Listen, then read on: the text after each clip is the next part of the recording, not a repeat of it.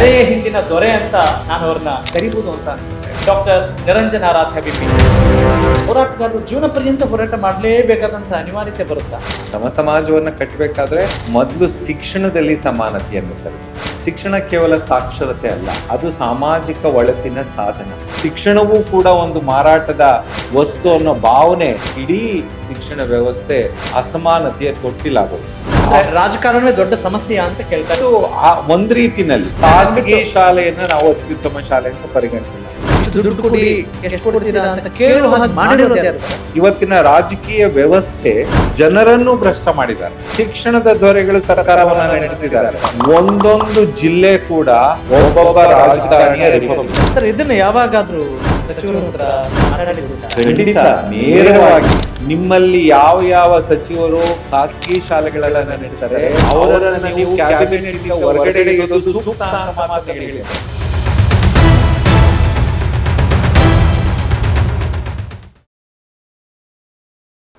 Education is not the filling of a pail or bucket. It is the lighting of a fire. Irish ಕವಿ ಹೇಳ್ತಾರೆ, ಶಿಕ್ಷಣ ಅನ್ನೋದು ಕೇವಲ ತೊಟ್ಟಿಗಳನ್ನು ಬಕೆಟ್ಗಳನ್ನು ತುಂಬಿಸೋದಲ್ಲ, ಬದಲಾಗಿ ನಮ್ಮ ಆಂತರಿಕ ಪ್ರಜ್ಞೆಯನ್ನು ಜಾಗೃತಗೊಳಿಸುವ ಅನ್ನುವ ಅರ್ಥದಲ್ಲಿ ಮಾತನಾಡ್ತಾರೆ. ನಮ್ಮೆಲ್ರಿಗೂ ಗೊತ್ತಿದೆ, ನಾವು ಯಾರೂ ಕೂಡ ದಡ್ರಲ್ಲ. ಶಿಕ್ಷಣ ಅಂದರೆ ಹಾಗೆ ಹೀಗೆ ಜ್ಞಾನ, ಕೌಶಲ್ಯ, ಸಾಮರ್ಥ್ಯಗಳನ್ನು ಅಭಿವೃದ್ಧಿಪಡಿಸುವ ನಿಟ್ಟಿನಲ್ಲಿ ನಡೆಯುವಂಥ ಒಂದು ಪ್ರಕ್ರಿಯೆ, ಅದು ನಮ್ಮದಾಗಬೇಕು ಅಂತ ನಾವೆಲ್ಲರೂ ಕೂಡ ಭಾಷಣ ಮಾಡ್ತಾ ಇದ್ದೀವಿ.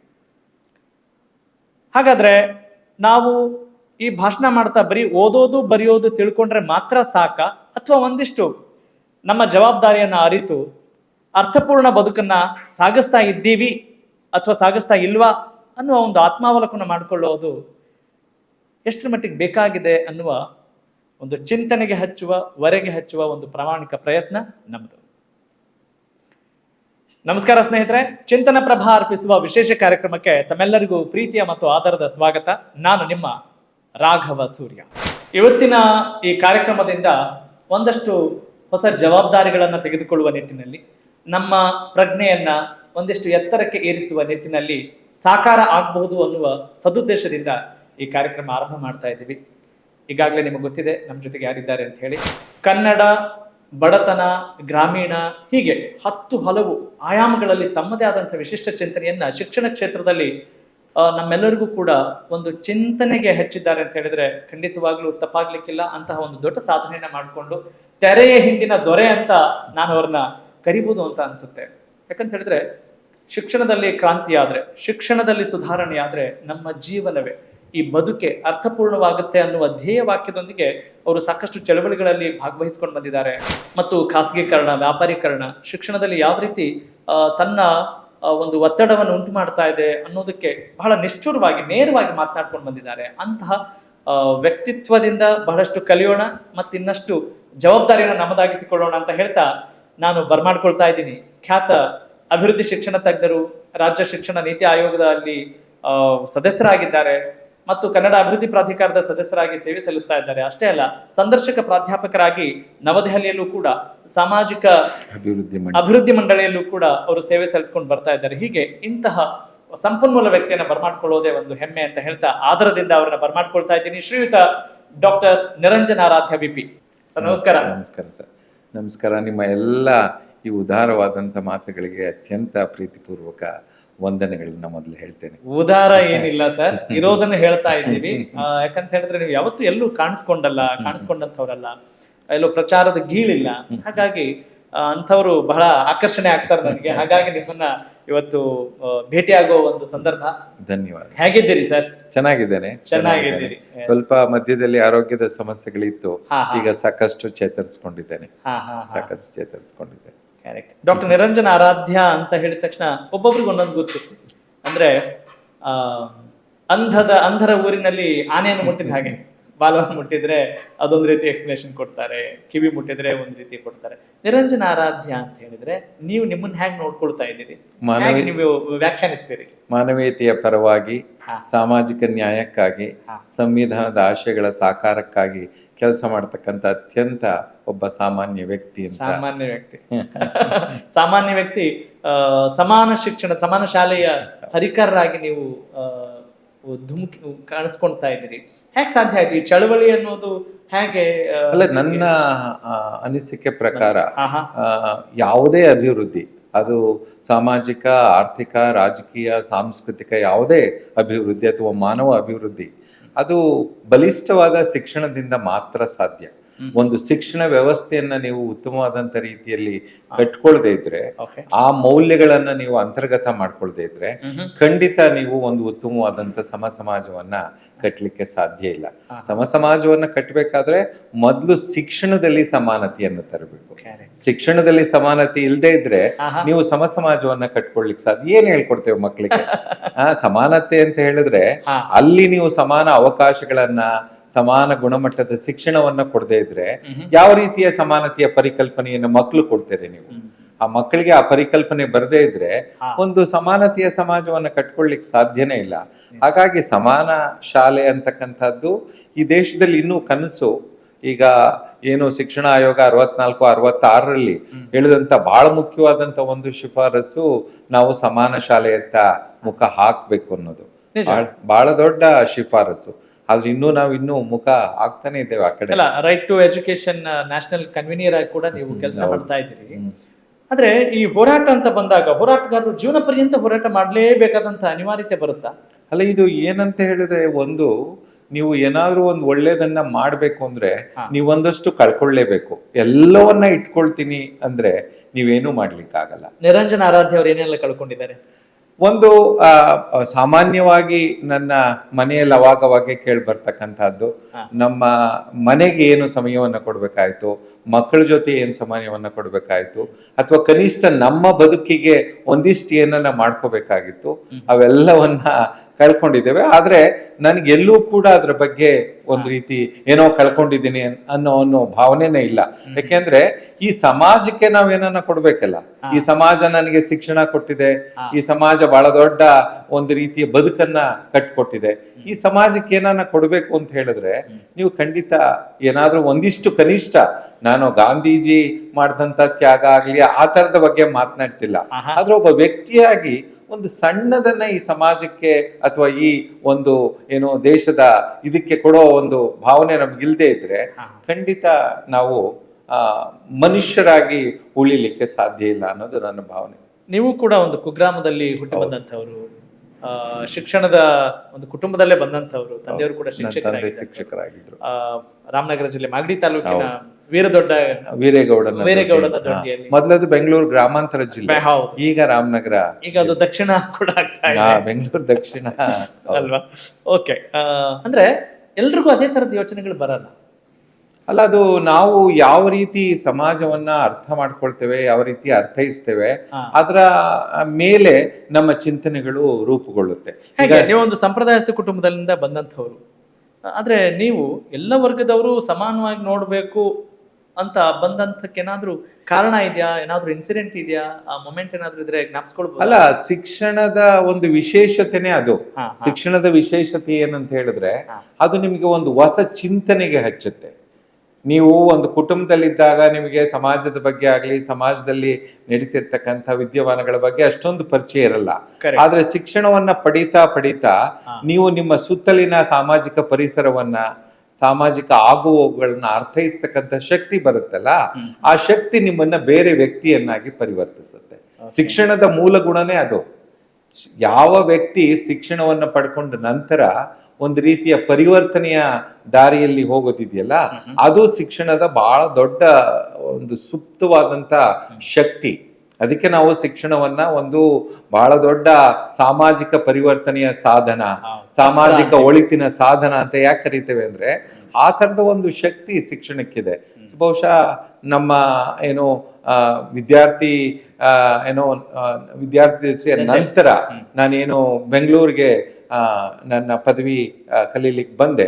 ಅಲ್ಲಿನ ವಾತಾವರಣ, ಅಲ್ಲಿನ ಹಾಸ್ಟೆಲ್ ಜೀವನ, ಮತ್ತೆ ಅಲ್ಲಿನ ಚಿಂತನೆಗಳು, ಮತ್ತೆ ಅಲ್ಲಿನ ಬೇರೆ ಬೇರೆ ಏನೋ ಸಿದ್ಧಾಂತಗಳು ಅಂತ ಕರೆಯಲ್ಲ ನಾನು, ಸಮಾಜವನ್ನ ನೋಡ್ತಕ್ಕಂಥ ವಿಭಿನ್ನ ದೃಷ್ಟಿಕೋನಗಳು, ಸಮಾಜವನ್ನ ನೋಡ್ತಕ್ಕಂಥ ವಿಭಿನ್ನ ದೃಷ್ಟಿಕೋನ. ಈಗ ಉದಾಹರಣೆಗೆ ಒಬ್ಬ ಬಡವನಿಗೂ ಒಂದು ದೃಷ್ಟಿಕೋನ, ಈಗ ಒಂದು ಬಡವನನ್ನ ನಾವು ನೋಡೋದಕ್ಕೂ ಬೇರೆಯವರು ನೋಡೋದಕ್ಕೂ ವ್ಯತ್ಯಾಸಗಳಿದ್ದಾವೆ. ಅವನನ್ನ ನಾವೇನೋ ಒಂದು ರೀತಿ ಅವನ ಹಣೆ ಬರನೆ ಹಾಗೆ, ಅವನ ಬದುಕೆ ಹಾಗೆ, ಅವನೊಬ್ಬ ಏನೋ ಎರಡನೇ ದರ್ಜೆ ಮನುಷ್ಯ ಅಂತ ನೋಡೋದಕ್ಕೂ, ಯಾಕೆ ಅವನ್ಗೆ ಆ ಸ್ಥಿತಿ ಬಂತು, ಸಮಾಜ ಯಾಕೆ ಅವನಿಗೊಂದು ಬದುಕನ್ನ ಕಟ್ಕೊಡ್ಲಿಲ್ಲ, ಯಾಕೆ ಇಂಥ ಜನ ಸಾಕಷ್ಟು ಜನ ಇದ್ದಾರೆ, ಆ ರೀತಿ ಯೋಚನೆ ಮಾಡಿರೋದಿದೆಯಲ್ಲ, ಅದು ಒಂದು ಹೊಸ ಬಗೆಯ ಯೋಚನೆ. ಕರೆಕ್ಟು. ಎಲ್ಲ ಮಹಾನ್ ವ್ಯಕ್ತಿಗಳು ಕೂಡ ನಮ್ಮ ಹಿಂದಿನ ತಲೆಮಾರಿನ ಅನೇಕ ಶ್ರೇಷ್ಠ ವ್ಯಕ್ತಿಗಳು, ಸ್ವಾಮಿ ವಿವೇಕಾನಂದರು ಇರಬಹುದು, ಡಾಕ್ಟರ್ BR ಅಂಬೇಡ್ಕರ್ ಅವರಿರಬಹುದು, ಎಲ್ಲರೂ ಕೂಡ ಅವರ ಚಿಂತನೆಗಳನ್ನು ಮಾಡಿ ಮತ್ತು ಸಮಾಜ ಹೇಗಿರಬೇಕು ಅನ್ನೋದಕ್ಕೊಂದು ಭದ್ರ ಬುನಾದಿಯನ್ನು ಕೊಟ್ಟಂಥವ್ರು, ಸಂವಿಧಾನವನ್ನು ರಚಿಸಿದ್ದಾರೆ. ಆದರೆ ಯಾಕೆ ಈ ಸಮಾನತೆ ನಿಮಗೆ ಇನ್ನೂ ಇದು ಸಿಕ್ಕಿಲ್ಲ ಅಂತ ಯಾವಾಗ ಅನ್ನಿಸ್ತು? ಈ ಅಸಮಾನತೆ ತಾಂಡವಾಡ್ತಾ ಇದೆ ಅಂತ ಹೇಗೆ ಅನ್ನಿಸ್ತು? ಏನಾದರೂ ಪರ್ಟಿಕ್ಯುಲರ್ ಇನ್ಸಿಡೆಂಟ್ಸ್ ಇದೆಯಾ? ಅಲ್ಲ, ಸಮಾನತೆಗೆ ನಮ್ಮ ಅಮರ್ತ್ಯ ಸೇನ್ ಅವರು ಬಹಳ ಒಂದು ಸರಳವಾದಂಥ ಸಂಶೋಧನಾ ಕ್ರಮವನ್ನು ಹೇಳ್ತಾರೆ. ನೀವು ಒಂದು ಹಳ್ಳಿಗೆ ಭೇಟಿ ನೀಡಿದ್ರೆ ಆ ಹಳ್ಳಿಯಲ್ಲಿ ಇರ್ತಕ್ಕಂಥ ಎಲ್ಲ ಜನರು ಅರ್ಥಪೂರ್ಣವಾಗಿ ಬದುಕಲಿಕ್ಕೆ ಬೇಕಾದಂಥ ಕನಿಷ್ಠ ಸೌಲಭ್ಯಗಳಿದೆಯಾ? ಒಂದು ಮನೆ, ಒಂದು 3 ಹೊತ್ತು ಊಟ, ಮತ್ತು ಕುಡಿಲಿಕ್ಕೆ ಶುದ್ಧವಾದಂಥ ನೀರು, ಓಡಾಡ್ಲಿಕ್ಕೆ ಇರ್ಬೇಕಾದಂಥ ರಸ್ತೆ, ಅಥವಾ ಆ ಊರಿನಲ್ಲಿ ಇರ್ತಕ್ಕಂಥ ಎಲ್ಲಾ ಮಕ್ಕಳಿಗೂ ಶಿಕ್ಷಣ ವ್ಯವಸ್ಥೆ ಒಳಗಡೆ ಇದ್ದಾರಾ, ಶಿಕ್ಷಣ ಸಿಗ್ತಾ ಇದೆಯಾ, ಅಥವಾ ಅಲ್ಲಿ ಇರ್ತಕ್ಕಂಥ ಎಲ್ಲ ಜನರಿಗೂ ಆರೋಗ್ಯದ ವ್ಯವಸ್ಥೆ ಇದೆಯಾ? ಇದು ಬಹಳ ಸರಳವಾಗಿ ಸಮಾನತೆಯನ್ನ ಅಥವಾ ಸಾಮಾಜಿಕ ನ್ಯಾಯವನ್ನ ಅರ್ಥ ಮಾಡ್ಕೊಳ್ತಕ್ಕಂಥ ಪರಿಕಲ್ಪನೆ. ಆದ್ರೆ ಇವತ್ತು ನಾವು ಸಮಾಜವನ್ನು ನೋಡಿದ್ರೆ ಎಲ್ಲೋ ಒಂದ್ ಕಡೆ ನಮಗೆ ಅಸಮಾನತೆ ಬಹಳ ಸ್ಪಷ್ಟವಾಗಿ ಕಾಣುತ್ತೆ. ಶಿಕ್ಷಣದಲ್ಲಂತೂ ಎಷ್ಟು ತರದ ಶಾಲೆಗಳನ್ನ ನಾವು ಮಾಡಿದ್ದೇವೆ. ಅತ್ಯಂತ ಶ್ರೀಮಂತರಿಗೆ ಇಂಟರ್ನ್ಯಾಷನಲ್ ಬ್ಯಾಕಲೌರೇಟ್ ಶಾಲೆಗಳು, ಅಂತಾರಾಷ್ಟ್ರೀಯ ಪಠ್ಯಕ್ರಮ, ಆಕ್ಸ್ಫರ್ಡ್, ಕೇಂಬ್ರಿಡ್ಜ್, ಅಥವಾ ಇನ್ನೂ ಒಂದು ವರ್ಗದ ಬೇರೆ ವರ್ಗದ ಜನರಿಗೆ ICSE, CBSE ಶಾಲೆಗಳು, ಅಥವಾ ಮೇಲು ಮಧ್ಯಮ ವರ್ಗ ಏನಿದ್ದಾರೆ ಅವ್ರಿಗೆ ಖಾಸಗಿ ಆಂಗ್ಲ ಮಾಧ್ಯಮ ಶಾಲೆಗಳು. ಬಟ್ ಬಹುತೇಕ ಯಾರು 80% ಕೆಳಸ್ತರದಲ್ಲಿದ್ದಾರೆ ಅವ್ರಿಗೆ ಏನೂ ಸೌಲಭ್ಯ ಇಲ್ಲದೆ ಇರತಕ್ಕಂಥ ಸರ್ಕಾರಿ ಶಾಲೆಗಳು. ಇದು ಅಸಮಾನತೆ ಕಣ್ಣಿಗೆ ರಾಚುತ್ತಲ್ಲ. ಬರೀ ಶಿಕ್ಷಣ ಒಂದು ಉದಾಹರಣೆ, ಆರ್ಥಿಕವಾಗಿಯೂ ಅದೇ ರೀತಿಯ ಅಸಮಾನತೆಯನ್ನ ನಾವು ನೋಡ್ತೇವೆ, ಸಾಮಾಜಿಕ ಅಸಮಾನತೆಯನ್ನ ನೋಡ್ತೇವೆ. ಈಗ ಸ್ವಾತಂತ್ರ್ಯ ಬಂದು 75 ವರ್ಷಗಳಾಯ್ತು. ಯಾವುದೋ ಒಂದು ಮಗು ಹೋಗಿ ಅಲ್ಲಿಟ್ಟಿರ್ತಕ್ಕಂಥ ಪಾತ್ರೆಯಲ್ಲಿರ್ತಕ್ಕಂಥ ನೀರನ್ನ ಕುಡಿದ್ರೆ ನೀನು ನೀರು ಕುಡಿಲಿಕ್ಕೆ ಅರ್ಹನಲ್ಲ ಅಂತ ಒಡೆದು ಸಾಯಿಸ್ತಕ್ಕಂಥ ಘಟನೆಗಳು ಇವತ್ತು ನಡೀತಿದೆ ಅಲ್ಲ. ಸೊ ಇದು ಏನನ್ನ ತೋರಿಸುತ್ತೆ ಅಂದ್ರೆ ಎಲ್ಲೋ ಒಂದು ಕಡೆ ಈ ಸಮಾಜದಲ್ಲಿ ಬಹಳ ಏನೋ ಸಮಸ್ಯೆಗಳಿದಾವೆ. ಅಸಮಾನತೆ ಆರ್ಥಿಕವಾಗಿ, ಸಾಮಾಜಿಕವಾಗಿ ಎಲ್ಲವೂ ಕೂಡ ಇದೆ. ಸೊ ಹಾಗಾಗಿ ಒಂದ್ ಕಡೆ ನಾವು ಇದರ ಬಗ್ಗೆ ನಾವು ಏನೋ ಮಾತನಾಡದೇ ಇದ್ರೆ ಇನ್ಯಾರು ಮಾತನಾಡ್ಬೇಕು? ಕರೆಕ್ಟ್ ಕರೆಕ್ಟ್, ನಿಜ. ನಿಮ್ಮ ಎಲ್ಲ ಚಿಂತನೆಗಳನ್ನ, ನಿಮ್ಮ ಎಲ್ಲ ಅನುಭವಗಳನ್ನ, ನಿಮ್ಮ ದೃಷ್ಟಿಕೋನವನ್ನ ಹೊರಗೆ ಹಚ್ಚಿ ನೀವು ಅನೇಕ ಲೇಖನಗಳನ್ನ ಬರೆದಿದ್ದೀರಿ, ಅನೇಕ ಪುಸ್ತಕಗಳನ್ನು ಬರೆದಿದ್ದೀರಿ. ಶಿಕ್ಷಣ ಕಥನ ಅನ್ನೋ ಪುಸ್ತಕ ಕೂಡ ಬಹಳ ಏನು ಪ್ರಖ್ಯಾತಿಯನ್ನು ಪಡೆದಿದೆ. ಈಗ ಇಷ್ಟೆಲ್ಲ ನೀವು ಕೆಲಸ ಮಾಡ್ತಾ ಇದ್ರು ಕೂಡ ಏನೆಲ್ಲ ಏನು ಅಭಿವೃದ್ಧಿ ಆಗಿದೆ, ನನ್ನ ಈ ಚಿಂತನೆ ಸಾರ್ಥಕ ಆಗ್ತಾ ಇದೆ ಅಂತ ಅನಿಸಿದೆ ನಿಮಗೆ? ಅಲ್ಲ, ಒಂದು ಇದನ್ನ ಯಾವ ರೀತಿ ನಾವು ಯಾವ ಮಾನದಂಡದಲ್ಲಿ ಅಳಿತೀವಿ ಅನ್ನೋದು ಬಹಳ ಮುಖ್ಯ. ಇವತ್ತು ಶಿಕ್ಷಣದ ಬಗ್ಗೆ, ಗುಣಮಟ್ಟದ ಶಿಕ್ಷಣದ ಬಗ್ಗೆ, ನಮ್ಮ ಮಕ್ಕಳಿಗೆ ಶಿಕ್ಷಣ ಸಿಗಬೇಕು, ಅದು ಮೂಲಭೂತ ಹಕ್ಕಾಗಿದೆ, ನಾವು ಅದನ್ನ ಕೇಳಿ ಪಡಿಬೇಕು ಅಂತಕ್ಕಂಥ ಒಂದು ಜಾಗೃತಿ ಬಹಳ ದೊಡ್ಡ ಮಟ್ಟದಲ್ಲಿ ಬಂದಿದೆಯಲ್ಲ. ಬಹುಶಃ ಅದು ಎಲ್ಲೋ ಒಂದ್ ಕಡೆ ನಮ್ಮ ಕೆಲಸದ ಒಂದು ಸಣ್ಣ ಫಲಿತಾಂಶ, ಪ್ರಭಾವ. ಯಾಕೆಂತ ಹೇಳಿದ್ರೆ ಹಿಂದೆ ಒಂದು ಕಾಲದಲ್ಲಿ ಶಿಕ್ಷಣದ ನಿರಾಕರಣೆ ಜಾಸ್ತಿ ಇತ್ತು. ಯಾವ ಶಿಕ್ಷಣವನ್ನ ನಾವು ಇವತ್ತು ಒಂದು ಹಕ್ಕು ಅಂತ ಕರಿತಾ ಇದ್ದೇವೆ, ಅದು ಅವತ್ತೊಂದು ಸವಲತ್ತಾಗಿತ್ತು. ಒಂದು ವರ್ಗದ ಜನಕ್ಕೆ ಮಾತ್ರ ಶಿಕ್ಷಣ ಸೀಮಿತವಾಗಿತ್ತು. ಅದನ್ನೇ ನಾವು education was not A fundamental right but it was A privilege ಅಂತ, ಮೂಲಭೂತ ಹಕ್ಕಾಗಿರ್ಲಿಲ್ಲ ಅದು. ಸೊ ಇವತ್ತು ಅಟ್ಲೀಸ್ಟ್ ಜನರು ಶಿಕ್ಷಣ ಒಂದು ಬಹಳ ಮುಖ್ಯವಾದ ಸಾಧನ. ಅತ್ಯಂತ ಒಂದು ಕೂಲಿ ಕಾರ್ಮಿಕ, ಒಂದು ಮನೆಯಲ್ಲಿ ಕೆಲಸ ಮಾಡ್ತಕ್ಕಂಥ ಒಂದು ಹೆಣ್ಮಗಳು ಕೂಡ ನನ್ನ ಮಗು ಕಲಿಬೇಕು, ನನ್ನ ಮಗು ಶಿಕ್ಷಣವನ್ನ ಕೊಡ್ಬೇಕು, ಆ ಶಿಕ್ಷಣ ಮಾತ್ರ ಅವನನ್ನ ಒಂದು ರೀತಿ ಮೇಲ್ಮಟ್ಟಕ್ಕೆ ತರ್ಲಿಕ್ಕೆ ಸಾಧ್ಯ ಅನ್ನೋ ಒಂದು ನಂಬಿಕೆ ಬಂದಿದೆಯಲ್ಲ. ಬಹುಶಃ ಅದು ಕೂಡ ಎಲ್ಲೋ ಒಂದ್ ಕಡೆ ಈ ಎಲ್ಲ ಕೆಲಸಗಳ ಭಾಗ ಅಂತ ನಾನು ಭಾವಿಸ್ತೇನೆ. ಹಾಗಾದ್ರೆ ಸದ್ಯಕ್ಕೆ ಪ್ರಸ್ತುತವಾಗಿ ನೀವು ಈ ಶಿಕ್ಷಣ ವ್ಯವಸ್ಥೆಯಲ್ಲಿ ಯಾವುದನ್ನು ಖಂಡಿಸ್ತಾ ಇದ್ದೀರಿ, ಯಾವುದು ಸರಿ ಇದೆ ಅಂತ ಹೇಳ್ತಾ ಇದ್ರಿ, ಏನು ಬದಲಾವಣೆ ತರಬೇಕು ಅಂತ ಅಂದ್ಕೊಂಡಿದ್ದೀರಿ, ಮತ್ತು ಸರ್ಕಾರದ ಮಟ್ಟದಲ್ಲಿ ಯಾವ ರೀತಿ ಕೆಲಸ ನಡೀತಾ ಇದೆ? ಒಂದು ನನ್ನ ಕನಸು ಶಿಕ್ಷಣ ವ್ಯವಸ್ಥೆಯಲ್ಲಿ, ಯಾಕಂದ್ರೆ ಶಿಕ್ಷಣವನ್ನ ಪರಿಭಾವಿಸ್ತಕ್ಕಂಥ ರೀತಿ ಏನಿದೆ, ಶಿಕ್ಷಣ ಕೇವಲ ಸಾಕ್ಷರತೆ ಅಲ್ಲ, ಅದು ಸಾಮಾಜಿಕ ಒಳಿತಿನ ಸಾಧನ, ಸಾಮಾಜಿಕ ಪರಿವರ್ತನೆಯ ಸಾಧನ. ಅದು ಎಲ್ರಿಗೂ ಒಳಿತನ ತರಬೇಕು. ಒಂದು ಶಿಕ್ಷಣವನ್ನ ಪಡೆದಂತ ವ್ಯಕ್ತಿ ಸಮಾಜದಲ್ಲಿ ಒಂದು ಶಾಂತಿಯುತ ಸಹಬಾಳ್ವೆ ನಡೆಸಬೇಕು, ಬೇರೆಯವರನ್ನ ಪ್ರೀತಿಸ್ಬೇಕು, ಬೇರೆಯವರ ಕಷ್ಟಕ್ಕೆ ಅವನು ಒಂದು ರೀತಿ ಮರುಗಬೇಕು. ಆ ಬಗೆಯ ಮಾನವೀಯ ಗುಣಗಳನ್ನ, ಹೌದು, ಮಾನವೀಯ ಮೌಲ್ಯಗಳು. ಶಿಕ್ಷಣ ನಿಮಗೆ ಆ ಬಗೆಯ ಮಾನವೀಯ ಮೌಲ್ಯಗಳನ್ನ ಕೊಡಬೇಕು. ಸೊ ಆ ಬಗೆಯ ಮಾನವೀಯ ಮೌಲ್ಯಗಳನ್ನು ಕೊಟ್ಟಾಗ ನೀವು ಆ ಮಾನವೀಯತೆಯ ಸಮಾಜ ಅಂತ ಏನ್ ಹೇಳ್ತೀವಿ, ಎಲ್ಲಿ ಮಾನವೀಯತೆಯನ್ನ ಗೌರವಿಸ್ತೇವೆ, ಎಲ್ಲಿ ಮಾನವೀಯತೆಯನ್ನ ಎತ್ತಿ ಹಿಡಿತೇವೆ ಅಂತ ಒಂದು ಸಮಾಜವನ್ನ ಕಟ್ಕೊಳ್ಳಿಕ್ ಸಾಧ್ಯ. ಅದು ಆಗ್ಬೇಕು ಅಂದ್ರೆ ಎಲ್ಲೋ ಒಂದ್ ಕಡೆ ಪ್ರಾರಂಭದಿಂದಲೇ ನಾವೆಲ್ಲರೂ ಒಂದು ಅಂತಕ್ಕಂಥ ಭಾವನೆ ಮೂಡೋ ರೀತಿಯಲ್ಲಿ ನಾವು ಶಿಕ್ಷಣ ವ್ಯವಸ್ಥೆಯನ್ನ ಕಟ್ಕೋಬೇಕು.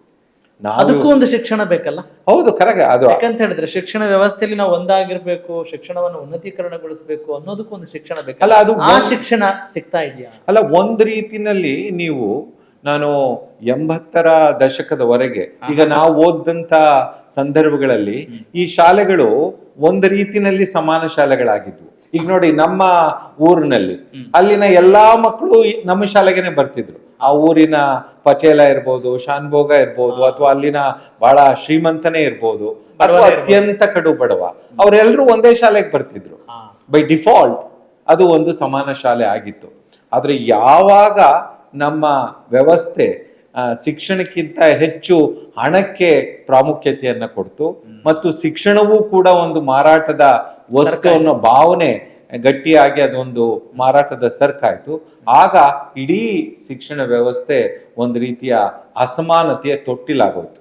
ನಾನು ಯಾವಾಗ್ಲೂ ಹೇಳ್ತಿರ್ತೇನೆ, ಶಿಕ್ಷಣ ಅಥವಾ ಏನು ಸಾರ್ವಜನಿಕ ಶಿಕ್ಷಣ ವ್ಯವಸ್ಥೆ ಅಂದ್ರೆ ಕೇವಲ ಅದು ಸಾಕ್ಷರತೆ ಅಲ್ಲ, ಸಂವಿಧಾನದ ತೊಟ್ಟಿಲುಗಳವು. ಶಿಕ್ಷಣದ ವ್ಯವಸ್ಥೆ ಅಥವಾ ಸರ್ಕಾರಿ ಶಾಲೆಗಳು ಸಂವಿಧಾನದ ತೊಟ್ಟಿಲುಗಳು. ಯಾಕಂದ್ರೆ ನಿಮಗೆ ಒಂದು ಶಾಲೆ ಈ ದೇಶವನ್ನ ಯಾವ ರೀತಿ ಕಟ್ಕೋಬೇಕು, ಈ ದೇಶದ ಒಂದು ಕಲ್ಪನೆಯನ್ನ ನಿಮಗೆ ಕೊಡುತ್ತೆ. ಈ ದೇಶದಲ್ಲಿ ಜನರ ಬದುಕು ಹೇಗಿರ್ಬೇಕು, ಯಾವ ಯಾವ ಬಗೆಯ ಒಂದು ಸಮಾಜವನ್ನ ನಾನು ನಿರ್ಮಾಣ ಮಾಡಬೇಕು ಅನ್ನೋ ಮೂಲ ಒಂದು ಕಲ್ಪನೆ ನಿಮಗೆ ಬರೋದೇ ಅಲ್ಲಿ. ಸಾಕ್ಷರತೆ, ಓದೋದು, ಬರೆಯೋದು, ಕೂಡೋದು, ಕಳೆಯೋದು ಅದೆಲ್ಲ ಒಂದು ಸಣ್ಣ ಭಾಗ. ಆದ್ರೆ ನಿಮ್ಗೆ ಆ ಮಾನವೀಯತೆಯನ್ನ ಕಟ್ಕೊಳ್ದೇ ಇದ್ರೆ ಆ ಒಂದು ಸಮಾಜದ ನಿರರ್ಥಕ ಅಲ್ವಾ? ಸೊ ಹಾಗಾಗಿ ಎಲ್ಲೋ ಒಂದ್ ಕಡೆ ಈ ಸಮಾನ ಶಾಲೆ ಅಂತಕ್ಕಂಥ ಒಂದು ವ್ಯವಸ್ಥೆಯನ್ನ ಕಟ್ಕೊಳ್ತಕ್ಕಂಥದ್ದು, ನೀವು ಭಾರತದ ಶಿಕ್ಷಣ ನೀತಿಗಳನ್ನ ಸೂಕ್ಷ್ಮವಾಗಿ ನೋಡಿದ್ರೆ, ನಮ್ಮ ಮೊದಲ ಶಿಕ್ಷಣ ನೀತಿ ಬಂದಿದ್ದು 1968ರಲ್ಲಿ ಶಿಕ್ಷಣ ಆಯೋಗದ ನಂತರ. ಅಲ್ಲಿ ನಾವು ಬಹಳ ಸ್ಪಷ್ಟವಾಗಿ ಹೇಳಿದ್ವಿ, ನಾವು ಇನ್ನು ಮುಂದೆ ಸಮಾನ ಶಾಲಾ ಶಿಕ್ಷಣ ವ್ಯವಸ್ಥೆ ಹತ್ರ ಹೋಗ್ತೇವೆ, ಎಲ್ಲರಿಗೂ ಕೂಡ ಸಮಾನ ಅವಕಾಶವನ್ನ ಕೊಡ್ತೇವೆ. ಆದ್ರೆ 86ರ ನೀತಿನಲ್ಲಿ ಆಗ್ಲಿಲ್ಲ. 68ರ ನೀತಿನಲ್ಲಿ ಅದು ಪ್ರಸ್ತಾಪ ಆಯ್ತು, 86ರ ನೀತಿನಲ್ಲಿ ಅದು ಸೇರ್ಪಡೆ ಆಯ್ತು, ಆದ್ರೆ ಆಗ್ಲಿಲ್ಲ. 92ರ ನೀತಿನಲ್ಲಿ ಅದು ಪರಿಷ್ಕೃತವಾಗಿ ಸೇರ್ಪಡೆ ಆಯ್ತು, ಆಗ್ಲಿಲ್ಲ. 2020ರ ನೀತಿನಲ್ಲಿ ಆ ಪ್ರಸ್ತಾಪನೆ ಇಲ್ಲ, ಸಮಾನ ಶಾಲಾ ಶಿಕ್ಷಣದ ಪ್ರಸ್ತಾಪನೆ ಇಲ್ಲ. ಸರ್, ನಿಮ್ಗೆಲ್ಲೋ ಅನಿಸಿಲ್ವಾ ಈ ಒಂದು ಮೌಲ್ಯಾಧಾರಿತ ಚಿಂತನೆ ಇವತ್ತಿನ ಪೋಷಕರಿಗಾಗಿರ್ಬಹುದು, ನಮ್ಮನ್ನ ಆಳುವಂಥ ಆಡಳಿತ ವರ್ಗಕ್ಕಿರ್ಬೋದು ಗೊಡ್ಡು ಪುರಾಣ ಅಂತ ಪರಿಗಣಿಸ್ತಾರೆ ಅಂತ ಅನಿಸಿದೆಯಾ? ಹೌದು, ಅವ್ರಿಗೆ ಏನು ಅಂದ್ರೆ ಆದ್ಯತೆಗಳು ಇದೆಲ್ಲವೂ ಕೂಡ ಅವ್ರಿಗೆ ಒಂದು ರೀತಿ ಏನಂತ ಹೇಳ್ತೇವೆ, ಯುಟೋಪಿಯನ್, ಇದು ಸಾಧ್ಯವಿಲ್ಲದ ಕೆಲಸ ಅಂತ. ಆದ್ರೆ ನಾನು ಯಾವಾಗಲೂ ಒಂದು ಉದಾಹರಣೆ ಹೇಳ್ತಿರ್ತೇನೆ. ಯಾವ ದೇಶವನ್ನ, ವಿಶೇಷವಾಗಿ ಯಾವ ಅಮೆರಿಕಾ ದೇಶವನ್ನ ನಾವೆಲ್ಲ ಆಡಿ ಹೊಗಳ್ತೇವೆ, ಇವತ್ತು ಅಲ್ಲಿರ್ತಕ್ಕಂಥದ್ದು ಸಮಾನ ಶಾಲಾ ಶಿಕ್ಷಣ ವ್ಯವಸ್ಥೆ. ಅಲ್ಲಿ ಆ ಒಂದು ನೆರೆಹೊರೆಯಲ್ಲಿ ಇರ್ತಕ್ಕಂಥ ಮಗು ಆ ನೆರೆಹೊರೆಯ ಶಾಲೆಗೆ ಹೋಗ್ಬೇಕು. ಅವನು ಆ ದೇಶದ ಅಧ್ಯಕ್ಷರ ಮಗನಾಗ್ಲಿ ಅಥವಾ ಅತ್ಯಂತ ಎಜುಕೇಶನ್. ಹೌದು. ಸೊ ಸಾಧ್ಯ ಯಾವಾಗ ಅಂತ ಹೇಳಿದ್ರೆ, ನಾವು ಯಾವ ಬಗೆಯ ಏನು ಪ್ರಭುತ್ವವನ್ನ ಅಥವಾ ಆಡಳಿತವನ್ನ ಕಟ್ಕೊಳ್ತೇವೆ, ಅದು ಅವರ ಮೇಲೆ ಅವಲಂಬಿಸಿರುತ್ತೆ. ನೀವೀಗ ಸರ್ಕಾರದ ಭಾಗವಾಗಿ ಶಿಕ್ಷಣ ಸಾರ್ವತ್ರಿಕೀಕರಣ ಕಾರ್ಯಕ್ರಮದ ಮುಖ್ಯಸ್ಥರಾಗಿ ಕೆಲಸ ಮಾಡ್ತಾ ಇದ್ರಿ. ಏನ್ ಕಾರ್ಯಕ್ರಮ ಸರ್ ಅದು? ಅದು ಮುಖ್ಯವಾಗಿ ಸರ್ಕಾರಿ ಶಾಲೆಗಳನ್ನ ಖಂಡಿತ ನಾವು ಬಲವರ್ಧನೆ ಮಾಡಲಿಕ್ಕೆ ಸಾಧ್ಯ ಇದೆ. ಸಮುದಾಯವನ್ನ ಜೊತೆಯಲ್ಲಿ ಇಟ್ಕೊಂಡಾಗ ಖಂಡಿತ ಸರ್ಕಾರಿ ಶಾಲೆಗಳು ಬಲವರ್ಧನೆ ಆಗುತ್ತೆ ಅಂತಕ್ಕಂಥದ್ದನ್ನ ಪ್ರಾಯೋಗಿಕವಾಗಿ ಒಂದು ಪಂಚಾಯಿತಿಯಲ್ಲಿ ಕೆಲಸ ಮಾಡೋದ್ರ ಮೂಲಕ ಸುಮಾರು 26 ಜನವಸತಿ ಪ್ರದೇಶಗಳಲ್ಲಿ ನೇರವಾಗಿ 12 ಶಾಲೆಗಳ ಜೊತೆ 14 ಅಂಗನವಾಡಿಗಳ ಜೊತೆ ಕೆಲಸ ಮಾಡೋದ್ರ ಮೂಲಕ ಇದು ಸಾಧ್ಯ ಇದೆ, ಇದನ್ನ ಮಾಡ್ಬೋದು. ಅಂದ್ರೆ ಸಾಮಾನ್ಯವಾಗಿ ಜನ ಏನ್ ಕೇಳ್ತಾರೆ ಅಂದ್ರೆ ಏನನ್ನ ಹೇಳಿದಾಗ, ಓ ಇದಾಗಲ್ಲ ಬಿಡಪ್ಪ, ಇದು ಸಾಧ್ಯ ಇಲ್ಲ, ಇದೆಲ್ಲ ಕೇವಲ ಒಂದು ರೀತಿ ಏನೋ ಕನಸಿನ ಮಾತು ಅನ್ನೋ ಏನೋ, ಅದನ್ನ ಮಾಡಿ ತೋರಿಸುವಂಥದ್ದು.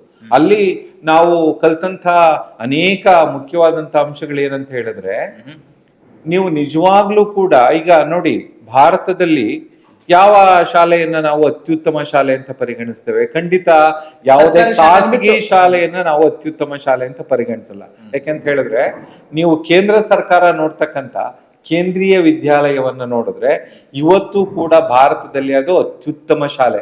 ಯಾಕೆಂತ ಹೇಳಿದ್ರೆ, ನಮ್ಮ ದೇಶದ ಪ್ರತಿಷ್ಠಿತ ಸಂಸ್ಥೆಗಳೇನಿದಾವೆ, ಅದು IIT ಇರ್ಬೋದು, IIM ಇರ್ಬೋದು, ರಾಷ್ಟ್ರೀಯ ಕಾನೂನು ಶಾಲೆಗಳಿರ್ಬೋದು, ಅಥವಾ ಬೇರೆ ಬೇರೆ JEE ನಲ್ಲಿ, ನೀಟಲ್ಲಿ ಅತ್ಯುತ್ತಮವಾದಂತಹ ಸ್ಥಾನವನ್ನು ಗಳಿಸೋ ಎಲ್ಲಾ ಮಕ್ಕಳು ಬಹುತೇಕ CBSE ಶಾಲೆ ಅಥವಾ ಕೇಂದ್ರೀಯ ವಿದ್ಯಾಲಯದಿಂದ ಓದ್ಬೋದು. ಅದು ನಮ್ಮ ಒಂದು ಬೆಂಚ್ ಮಾರ್ಕ್. ಬಹುಶಃ ನಮ್ಮ ಎಲ್ಲಾ ಸರ್ಕಾರಿ ಶಾಲೆಗಳು ಆ ಮಟ್ಟಕ್ಕೆ ಮೇಲ್ದರ್ಜೆಗೇರಿದ್ರೆ ಬಹುಶಃ ಸರ್ಕಾರಿ ಶಾಲೆಗಳ, ಈಗ ನೋಡಿ, ನಾನು ಯಾವಾಗ್ಲೂ ಹೇಳ್ತಿದ್ದೇನೆ, ಕತ್ತಲನ್ನ ಓಡಿಸ್ಬೇಕು ಅಂತ ಹೇಳಿದ್ರೆ ಅದನ್ನ ಬೈತಾ ಕುಳಿತ್ರೆ ಆಗಲ್ಲ, ಅದನ್ನ ಬೈತಾ ಕುಳಿತ್ರೆ ಕತ್ಲು ಹೋಗಲ್ಲ. ಕತ್ತಲನ್ನ ಓಡ್ಬೆ ದೀಪವನ್ನ ಹಚ್ಚಿದ್ರೆ ಕತ್ತಲು ತಾನಾಗ್ ತಾನು ಹೋಗುತ್ತೆ. ಸರ್, ನಿಮ್ಗೆ ಅನಿಸ್ತಿಲ್ವಾ, ಹಲವು ದಶಕಗಳಿಂದ ನೀವು ದೀಪ ಹಚ್ತಾ ಇದ್ದೀರಿ? ಅಲ್ಲ, ಅದು ಏನಾಗುತ್ತೆ, ಒಂದು ಒಂದು ಬಹಳ ಮುಖ್ಯವಾಗಿ ಸರ್ಕಾರದ ಎಲ್ಲ ಶಿಕ್ಷಣ ಸಚಿವರ ಜೊತೆ ನೀವೆಲ್ಲ ಕೆಲಸ ಮಾಡಿದ್ದೀರಿ, ಸರ್ಕಾರದ ಭಾಗವಾಗಿ. ಅಂದ್ರೆ ಇಷ್ಟೆಲ್ಲ ಹೇಳಿದ್ರು ಕೂಡ ಇನ್ನೂ ಈಗ ನೋಡಿ, ಸರ್ಕಾರಿ ಶಾಲೆಗಳು ಎಷ್ಟು ಅಭಿವೃದ್ಧಿ ಹೊಂದಿದ್ದಾವೆ, ಎಷ್ಟು ಮುಚ್ತಾ ಇದ್ದಾರೆ.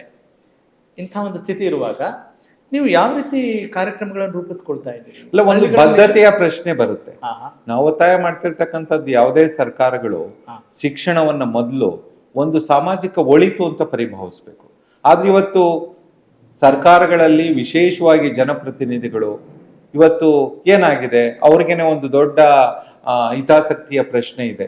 ಯಾರಿವತ್ತು ಶಾಲೆಗಳನ್ನ, ಖಾಸಗಿ ಶಾಲೆಗಳನ್ನ ನಡೆಸ್ತಿರೋರು ಬಹುತೇಕ ಶಾಸಕರು, ಏನೋ ನಮ್ಮ ಸಚಿವರು, ಅವ್ರ ಜೊತೆಗೆ ಇತ್ತೀಚೆಗೆ ನಮ್ಮ ಸ್ವಾಮೀಜಿಗಳು ಕೂಡ ಸೇರ್ಕೊಂಡಿದ್ದಾರೆ. ಸೊ ಅಂತ ಸಂದರ್ಭದಲ್ಲಿ ನೀವು ಅವರಿಗೆ ಅತಿ ಹೆಚ್ಚಿನ ಲಾಭ ಅದರಿಂದ ಬರ್ತಿರೋದ್ರಿಂದ ಎಲ್ಲೋ ಒಂದ್ ಕಡೆ ಅವ್ರು ಹೇಗೆ ಸರ್ಕಾರಿ ಶಾಲೆಗಳನ್ನ ಸುಧಾರಿಸ್ತಾರೆ, ಅದು ಬಹಳ. ಹಾಗಾಗಿ ಈ ಒಂದು ಸುಧಾರಣೆಗಳಾಗ್ಬೇಕಂದ್ರೆ ಎಲ್ಲೋ ಜನರನ್ನ ಒಟ್ಟಿಗೆ ಮಾಡೋದಿದೆಯಲ್ಲ, ಮೂಲಭೂತವಾದಂತ ಪ್ರಶ್ನೆಗಳನ್ನ ಕೇಳೋದಿದೆಯಲ್ಲ, ಅದು ಬಹಳ ಮುಖ್ಯ ಆಗುತ್ತೆ. ಹಾಗಾದ್ರೆ ನೀವು ಈಗ ಇಷ್ಟೆಲ್ಲ ಸವಾಲುಗಳಿರುವಾಗ, ಇಷ್ಟೆಲ್ಲ ಸಮಸ್ಯೆಗಳು ಉಲ್ಬಣಿಸಿರುವಾಗ ನೀವು ಕಂಡ್ಕೊಂಡಂತ ಪರಿಹಾರ ಏನು? ಅಲ್ಲ, ಒಂದು ವ್ಯವಸ್ಥೆಯ ಜೊತೆಯಲ್ಲಿದ್ದು ಈ ವ್ಯವಸ್ಥೆಯನ್ನ ಬದಲಾಯಿಸ್ಲಿಕ್ಕೆ ಸಾಧ್ಯ ಅಂತಕ್ಕಂಥ ಸಣ್ಣ ಸಣ್ಣ ಪ್ರಯೋಗಗಳ ಮೂಲಕನೇ ನಾವು ಮುಂದಕ್ಕೆ ಹೋಗ್ಬೇಕು. ರಾಜಕಾರಣವೇ ದೊಡ್ಡ ಸಮಸ್ಯೆ ಅಂತ ಕೇಳ್ತಾ ಇದ್ದೀನಿ. ಅಲ್ಲ, ಇವತ್ತು ಒಂದ್ ರೀತಿನಲ್ಲಿ ಭಾರತದ ರಾಜಕಾರಣ, ಅದು ಯಾವುದೇ ಪಕ್ಷದ ರಾಜಕಾರಣ ಇರಲಿ, ನಾನು ಸಂವಿಧಾನದ ರಾಜಕೀಯದಲ್ಲಿ ನಂಬಿಕೆ ಇಟ್ಕೊಂಡಿರೋನು ನಾನು. ನಂದು ಕಾನ್ಸ್ಟಿಟ್ಯೂಷನಲ್ ಪಾಲಿಟಿಕ್ಸ್. ಆದ್ರೆ ಪಕ್ಷ ರಾಜಕಾರಣದಲ್ಲಿ ನೀವು ಯಾವುದೇ ರಾಜ್ಯವನ್ನ ತೆಗೆದುಕೊಂಡಾಗ ಶಿಕ್ಷಣದ ಸ್ಥಿತಿ ಏನು ಬೇರೆ ಯಾವುದೇ ರಾಜ್ಯದಲ್ಲಿ ಭಿನ್ನವಾಗಿಲ್ಲ. ಈಗ ಯಾವುದೋ ಒಂದೆರಡು ರಾಜ್ಯಗಳಲ್ಲಿ, ಉದಾಹರಣೆಗೆ ಕೇರಳ ರಾಜ್ಯ ಬಂದಾಗ ಅಲ್ಲಿ ಸಾರ್ವಜನಿಕ ಶಿಕ್ಷಣ ವ್ಯವಸ್ಥೆ ಸಾಕಷ್ಟು ಮಟ್ಟಿಗೆ ಸುಧಾರಿಸಿದೆ ಅಂತ ಹೇಳ್ತಾನೆ. ಬಟ್ ಬಹುತೇಕ ರಾಜ್ಯಗಳಲ್ಲಿ ಸಾರ್ವಜನಿಕ ಶಿಕ್ಷಣ ವ್ಯವಸ್ಥೆ ಇವತ್ತು ತನ್ನ ಅಸ್ತಿತ್ವವನ್ನೇ ಕಳ್ಕೊಳ್ತಾ ಇದೆ. ಇವತ್ತು ಇಡೀ ಖಾಸಗೀಕರಣದ ಏನು ಮುಂಚೂಣಿಯಲ್ಲಿರ್ತಕ್ಕಂಥ ಜನರು ಯಾರಿದ್ದಾರೆ ಅವರೇ ಸರ್ಕಾರಗಳನ್ನ ನಡೆಸೋದ್ರಿಂದ ಇವತ್ತು ಖಾಸಗೀಕರಣ ಬಹಳ ನಾಗಾಲೋಟದಲ್ಲಿ ಹೋಗ್ತಾ ಇದೆ. ಅಲ್ಲಿ ಒಂದು ಸಣ್ಣ ಮಗುವನ್ನ ಓದಿಸ್ಬೇಕಾದ್ರೆ ತಂದೆ ತಾಯಿಗಳು ಲಕ್ಷಾಂತರ, ಅದಕ್ಕೆ ನೋಡಿ ನೀವು ಕಳೆದ ಒಂದು ಘಟನೆ ನೋಡಿ, ಕರ್ನಾಟಕದಲ್ಲಿ ಒಂದು ವೈದ್ಯರನ್ನ ನಾವು ಹಳ್ಳಿಗಳಿಗೆ ಕಳಿಸ್ಬೇಕು ಅಂತ ಒಂದು ಮಸೂದೆಯನ್ನೇ ತಯಾರು ಮಾಡೋದು. ಆಮೇಲೆ ವೈದ್ಯರನ್ನ ಒಂದ್ ರೀತಿ ನೀವು ಎಷ್ಟು ಕೇಳ್ತಿರೋ ಅಷ್ಟು ಕೊಡ್ಲಿಕ್ಕೆ ನಾವು ಸಿದ್ರಿದೀವಿ ಅಂದ್ರೆ, ಆದ್ರೂ ವೈದ್ಯರು ಬರ್ಲಿಲ್ಲ. ಯಾಕಂಗಾಗತ್ತೆ ಅಂದ್ರೆ ಅವರ ಮನಸ್ಸು ಹೇಗೆ ಕೆಲಸ ಮಾಡ್ತಾರೆ. ನಾನು ಕೋಟ್ಯಾಂತರ ರೂಪಾಯಿ ಅದಕ್ಕೆ ಹಾಕಿರುವಾಗ ಇದು ದೊಡ್ಡ ದುರಂತ. ಅದಕ್ಕೆ ನಾನು ಶಿಕ್ಷಣವನ್ನ ಸಾಮಾಜಿಕ ಒಳಿತು ಅಂತ ಹೇಳೋದು. ನಾನು ಯಾಕೆ ಈ ಸಮಾಜದ ಬಗ್ಗೆ, ಈ ದೇಶದ ಬಗ್ಗೆ ಇಷ್ಟ ಅಭಿಮಾನ ಇಟ್ಕೊಂಡಿದ್ದೇನೆ ಅಂದ್ರೆ, ನನ್ನ ಡಾಕ್ಟರೇಟ್ ವರ್ಗೂ ಬಹುಶಃ ನಾನು ಖರ್ಚು ಮಾಡಿರೋದು ಕೇವಲ ಒಂದು 5,000 to 10,000 ರೂಪಾಯಿ ಇರ್ಬೋದು. ಡಾಕ್ಟರೇಟ್ ವರ್ಗು ನಾವು ಓದಿದ್ ಎಲ್ಲವೂ ಕೂಡ ಒಂದು ಸರ್ಕಾರಿ ಶಾಲೆ ಇಲ್ಲ ಅನುದಾನಿತ ಶಾಲೆಗಳು. ಸೊ ಆ ಒಂದು ಶಿಕ್ಷಣ ನಮಗೆ ಸಿಕ್ಕಿದ್ರಿಂದ ಇವತ್ತೇನ್ ಅನ್ಸುತ್ತೆ, ಈ ಸಮಾಜ ನನಗೆ ಇದನ್ನೆಲ್ಲ ಕೊಟ್ಟಿದೆ, ಶಿಕ್ಷಣ ಕೊಟ್ಟಿದೆ, ಬದುಕನ್ನ ಕೊಟ್ಟಿದೆ, ಒಂದು ಅಸ್ಮಿತೆಯನ್ನ ಕೊಟ್ಟಿದೆ, ಹಾಗಾಗಿ ಸಮಾಜಕ್ಕೆ ಏನಾನ ಮಾಡ್ಬೇಕು ಅಂತಕ್ಕಂಥ ಭಾವನೆ ನಿಮಗ್ ಬರ್ಬೇಕು ಅಂತ ಹೇಳಿದ್ರೆ ಆ ಬಗೆಯಲ್ಲಿ ನೀವು ಒಂದು ವ್ಯವಸ್ಥೆಯನ್ನು ಯೋಚನೆ ಮಾಡ್ತಾ ಇದ್ದೆ. ನೀವು ಡಾಕ್ಟರೇಟ್ ತೆಗೆದುಕೊಂಡು ಕೂಡ 5,000-10,000 ರೂಪಾಯಿ ಅಷ್ಟೇ ಖರ್ಚು ಮಾಡಿದ್ದೀರಲ್ಲ. ನಾವು ಏನು ಅವಾಗ ನಾನು ಓದುವಾಗ ವಿದ್ಯಾರ್ಥಿಗಳಿಗೆ ರಿಯಾಯಿತಿ ಶಿಶು ವಿಹಾರಕ್ಕೂ ಅಷ್ಟಿಲ್ವಲ್ಲ ಸರ್?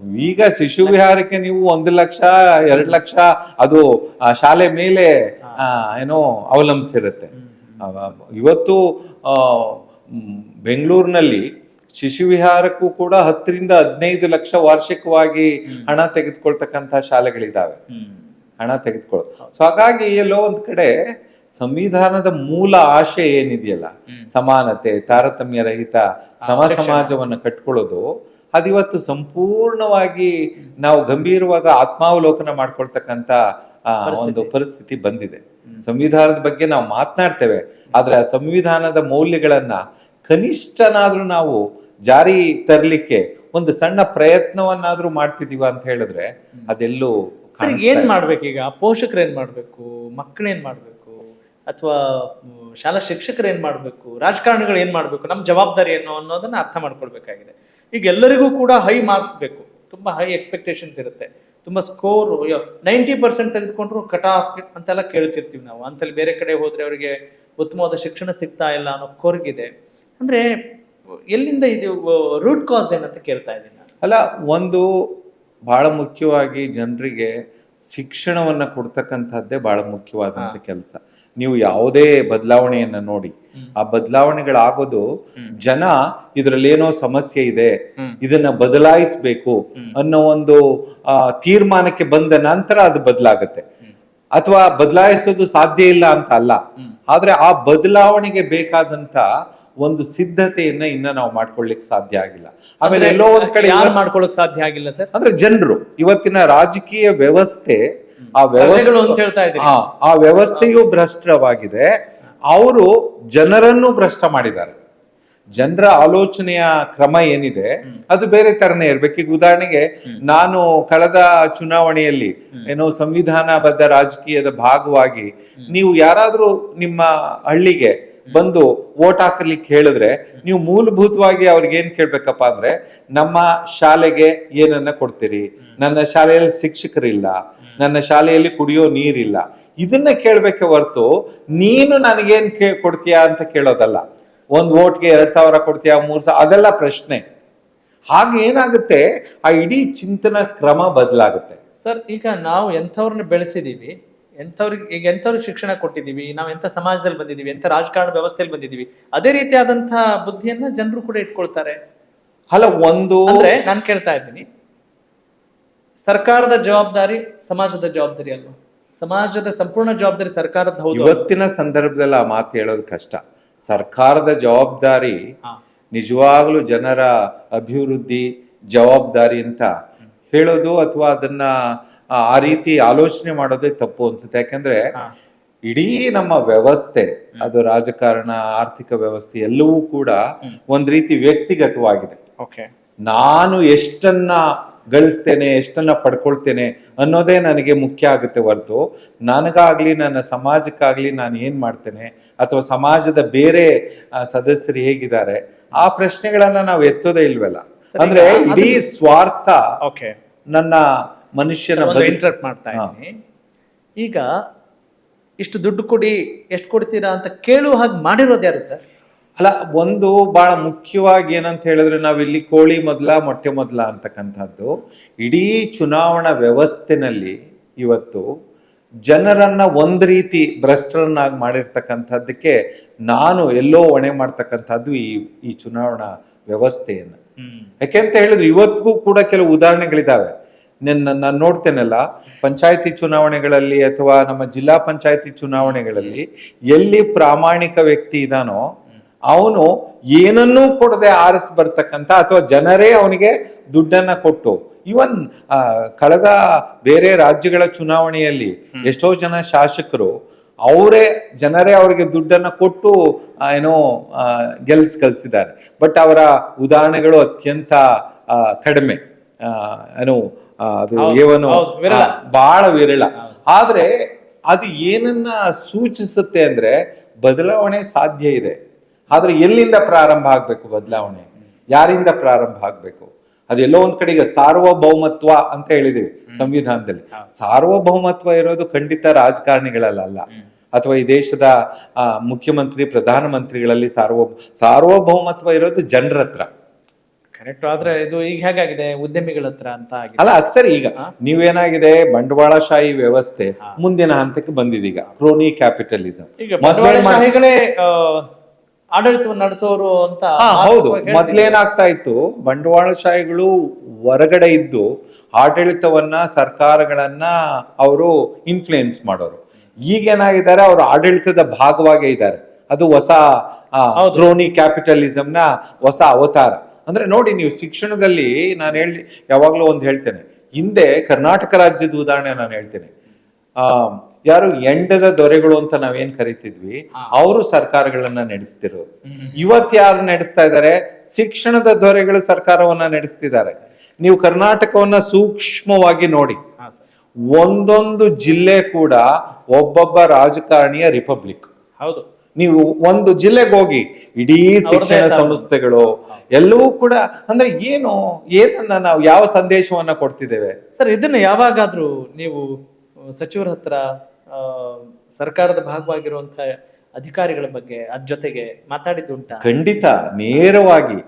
ಒಮ್ಮೆ 2000 ರಾಜಕಾರಣಿಗಳಿಂದೇನು ಉತ್ತರ ಅಲ್ಲ, ಅವರು ಒಂದ್ ರೀತಿ ರಾಜಕಾರಣಿಗಳನ್ನೆಲ್ಲ ನಾನು ಸಾರಾಸಗಟಾಗಿ ಒಂದು ಇದರಲ್ಲಿ ಹೇಳ್ತಾ ಇಲ್ಲ. ಕೆಲವರಿಗೆ ಹೌದು, ಇದು ಬಹಳ ಗಂಭೀರವಾದಂತ ಪ್ರಶ್ನೆ, ಇದನ್ನ ನಾವು ಬದಲಾಯಿಸ್ಕೊಳ್ಳದೆ ಇದ್ರೆ ಖಂಡಿತ ಸಮಾಜದಲ್ಲಿ ಬದಲಾವಣೆ ತರ್ಲಿಕ್ಕೆ ಸಾಧ್ಯ ಇಲ್ಲ ಅಂತಕ್ಕಂಥ ಭಾವನೆ ಇದೆ. ಅವ್ರಿಗೆ ಏನಂದ್ರೆ ಅಸಹಾಯಕತೆ. ನೀನಲ್ಲಿ ಉಳಿಬೇಕು ಅಂತ ಹೇಳಿದ್ರೆ ನೀನು ಅನಿವಾರ್ಯವಾಗಿ ಕೆಲವನ್ನ ಒಪ್ಕೊಳ್ಳೇಬೇಕು. ಅದು ಇಷ್ಟ ಕಷ್ಟದ ಪ್ರಶ್ನೆ ಅಲ್ಲ, ಅದು ನಿನ್ನ ಅಸ್ತಿತ್ವದ ಪ್ರಶ್ನೆ. ಅಸ್ತಿತ್ವವನ್ನು ನಾನು ಎಷ್ಟೋ ಸರಿ 2017ರಲ್ಲಿ ಸನ್ಮಾನ್ಯ ಸಿದ್ದರಾಮಯ್ಯನವರು ಮುಖ್ಯಮಂತ್ರಿಗಳಾಗಿದ್ದಾಗ ನಮ್ಮ ಶಾಲಾಭಿವೃದ್ಧಿ ಮತ್ತು ಮೇಲುಸ್ತುವಾರಿ ಸಮಿತಿಗಳ ಸಮನ್ವಯ ವೇದಿಕೆ ರಾಜ್ಯ ಮಟ್ಟದ ಸಮಾವೇಶ ನಡೆದಾಗ ಅವ್ರ ಮುಂದೆನೆ ಇದನ್ನ ಪ್ರಸ್ತಾಪ ಮಾಡಿದ್ದೆ. ಇಷ್ಟು ಮಾತ್ರ ಹೇಳಿದ್ದಲ್ಲ, ಸರ್, ಸಾರ್ವಜನಿಕ ಶಿಕ್ಷಣ ವ್ಯವಸ್ಥೆ ಗಟ್ಟಿ ಆಗ್ಬೇಕು ಅಂದ್ರೆ ನಿಮ್ಮಲ್ಲಿ ಯಾವ ಸಚಿವರು ಖಾಸಗಿ ಶಾಲೆಗಳನ್ನ ನಡೆಸ್ತಾರೆ ಅವರನ್ನ ನೀವು ಕ್ಯಾಬಿನೆಟ್ ಇಂದ ಹೊರಗಡೆ ಇಡೋದು ಸೂಕ್ತ ಅಂತ ಮಾತನ್ನ ಹೇಳಿದ್ದೆ ನಾನು. ಏನ್ ಬಂತದ ಪುತ್ರ? ನಾನು ಹೇಳ್ತೀನಲ್ಲ, ಈಗ ಎಷ್ಟೋ ಒಂದ್ ಕಡೆ ಏನಾಗುತ್ತೆ, ನಾವು ಹೇಳ್ತಕ್ಕಂಥ ವಿಷಯ ಅವ್ರಿಗೆ ಸರಿ ಅನ್ಸುತ್ತೆ, ಆದ್ರೆ ಅದನ್ನ ಬದಲಾಯಿಸೋದು, ಅದನ್ನ ಎದುರಿಸೋದು ಬಹಳ ಯಾಕಂದ್ರೆ ಆ ಇಡೀ ವ್ಯವಸ್ಥೆನಲ್ಲಿ ಒಬ್ಬ ವ್ಯಕ್ತಿ ಏನು ಬದಲಾಯಿಸೋದು ಕಷ್ಟ ಅಲ್ಲ.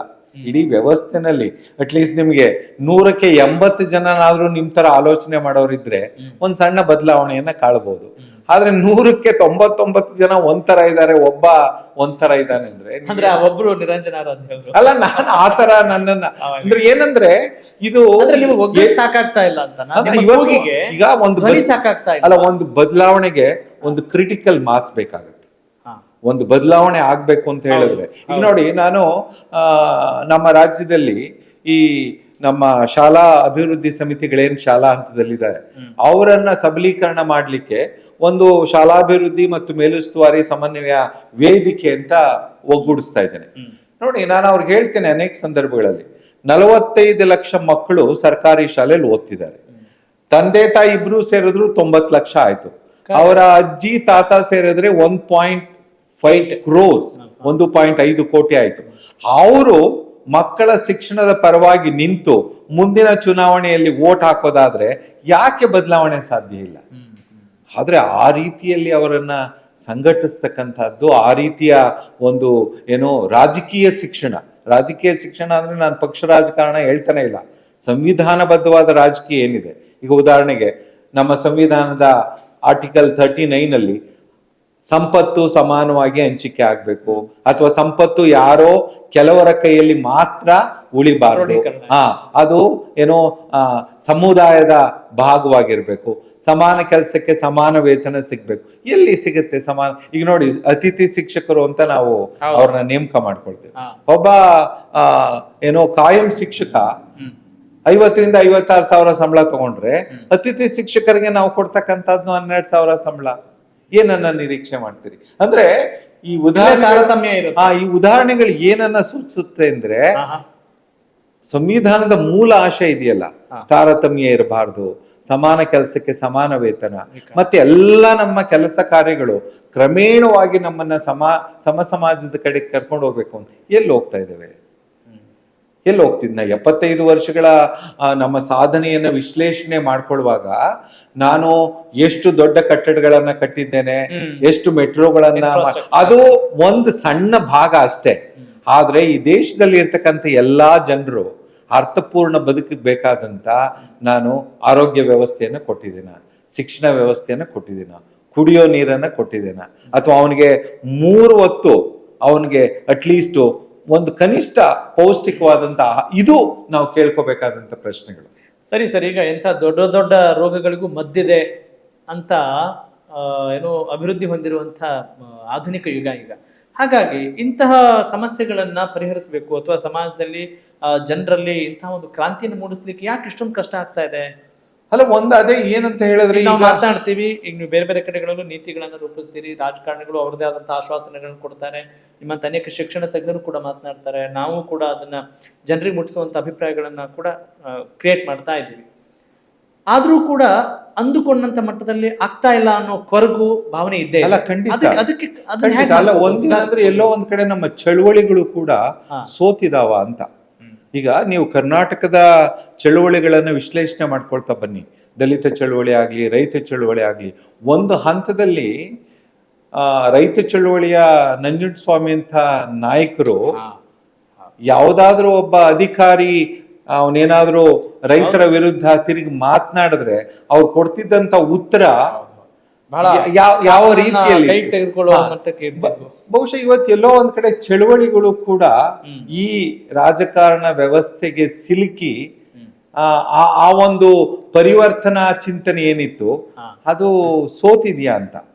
ಅದು ಮತ್ತೆ ಎಲ್ಲೋ ಒಂದ್ ಕಡೆ ಆ ಬಗೆಯ ಚಳುವಳಿ. ಅದಕ್ಕೆ ನಾನು ಯಾವಾಗ್ಲೂ ಹೇಳ್ತೇನೆ, ರಾಜಕೀಯ ಸ್ವಾತಂತ್ರ್ಯ ಬಂದಿದೆ ನಮಗೆ, ಮೊದಲನೇ ಸ್ವಾತಂತ್ರ್ಯ ಚಳುವಳಿಯ ಭಾಗವಾಗಿ ಫಸ್ಟ್ ಫ್ರೀಡಮ್ ಸ್ಟ್ರಗಲ್ ನಮಗೆ ಒಂದು ರಾಜಕೀಯ ಸ್ವಾತಂತ್ರ್ಯವನ್ನ ತಂದುಕೊಟ್ಟಿದೆ. ಆರ್ಥಿಕ ಸ್ವಾತಂತ್ರ್ಯ, ಸಾಮಾಜಿಕ ಸ್ವಾತಂತ್ರ್ಯ ಸಿಗ್ಬೇಕು ಅಂದ್ರೆ ಇನ್ನೊಂದು ಬಹುಶಃ ಸ್ವಾತಂತ್ರ್ಯ ಚಳುವಳಿಯ ಮಾದರಿಯ ಹೋರಾಟ ಈ ಭಾರತದಲ್ಲಿ ನಡಿಬೇಕು. ಅದಂಗ ಆಗಬೇಕು ಅಂದ್ರೆ ಯಾವ ರೀತಿ ಕರೆ ಕೊಡ್ಬೇಕು ಅಂತ? ಅಲ್ಲ, ಈಗ ನಾವು ಹೇಗೆ ಈಗ ಒಬ್ಬೊಬ್ರು ಕೂಡ ಒಂದೊಂದು ಕ್ಷೇತ್ರದಲ್ಲಿ ಕೆಲಸ ಮಾಡ್ತಿದೀವೋ ಆ ತರದಲ್ಲಿ ಎಲ್ಲರೂ ಕೂಡ, ರೈತರು, ಕಾರ್ಮಿಕರು, ಮಹಿಳೆಯರು, ಯುವಕರು, ವಿದ್ಯಾರ್ಥಿಗಳು, ದೊಡ್ಡ ಆಮೇಲೆ ಇವತ್ತೇನಾಗ್ತಾ ಇದೆ ಸಮಾಜದಲ್ಲಿ, ಹೋರಾಟವನ್ನ ಮಾಡ್ತಕ್ಕಂಥ ಜನರನ್ನ ಬಹಳ ಬೇಗ ಹತ್ತಿಕ್ತೀವಿ ನಾವು.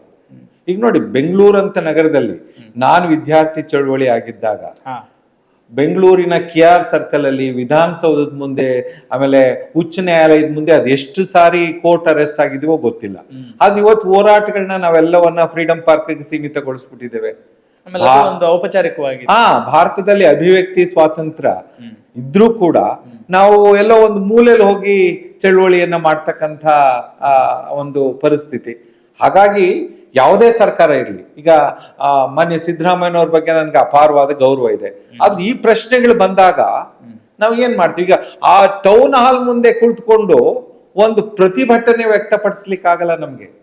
ಇಲ್ಲ ಸರ್, ಈಗ ನಿಮ್ಮಂಥ ತಜ್ಞರು, ಚಿಂತಕರು, ಸರ್ಕಾರದ ಜೊತೆ ಅವಿನಾಭಾವ ಸಂಬಂಧ ಇರುವಂಥವ್ರು, ನೇರವಾಗಿ ರಾಜಕಾರಣಿಗಳ ಜೊತೆ ನಿಕಟವರ್ತಿಯಾಗಿರುವಂಥವ್ರು, ನೀವೇ ಅಸಹಾಯಕತೆಯನ್ನ ವ್ಯಕ್ತಪಡಿಸಿದ್ರೆ ಇನ್ನು ಸಾಮಾನ್ಯ ಜನರ ಪಾಡೇನು ಅಂತ ಒಂದು ಸರ್, ಖಂಡಿತ ನಾನು ಯಾವುದೇ ಸರ್ಕಾರದ ಪರವಾಗಿ ಭಾಗವಾಗಿ ಜನಪರವಾಗಿದ್ದೇನೆ, ನಾನು ಜನರ ಜೊತೆ ಇದ್ದೇನೆ. ಆದ್ರೆ ಏನನ್ನ ಹೇಳ್ಬೇಕು, ಅವಕಾಶಗಳು ಸಿಕ್ಕ ಅಲ್ಲ, ಅವಕಾಶಗಳು ಅದೇ ನಮ್ಗೆ ಏನಾಗಿರುತ್ತೆ ಅಸಹಾಯಕತೆ ಅಂತ ಹೇಳಿದ್ರೆ, ಎಲ್ಲೋ ಒಂದ್ ಕಡೆ ಯಾರಿಂದ ಏನನ್ನ ಕನಿಷ್ಠ ನಿರೀಕ್ಷೆ ಮಾಡ್ತಾ ಇದ್ದೇವೆ ಅದು ಕೂಡ ಆಗ್ತಾ ಇಲ್ವಲ್ಲ. ಕನಿಷ್ಠ ನಿರೀಕ್ಷೆಗಳು ಈಗ ಸಾರ್ವಜನಿಕ ಶಿಕ್ಷಣ ಗಟ್ಟಿ ಆಗ್ಬೇಕು ಅನ್ನೋದು ಅನ್ನ, ಅಕ್ಷರ, ಬಹಳ ಆಶ್ರಯ. ದೊಡ್ಡ ನಿರೀಕ್ಷೆ ಏನಲ್ಲ. ಎಲ್ಲಾ ಮಕ್ಳಿಗೂ ಒಂದೇ ಗುಣಮಟ್ಟದ ಶಿಕ್ಷಣ ಸಿಗ್ಲಿ ಅಂತ ಕೇಳೋದು ಏನೋ ಒಂದು ದೊಡ್ಡ ನಿರೀಕ್ಷೆನ ಅಲ್ವಾ?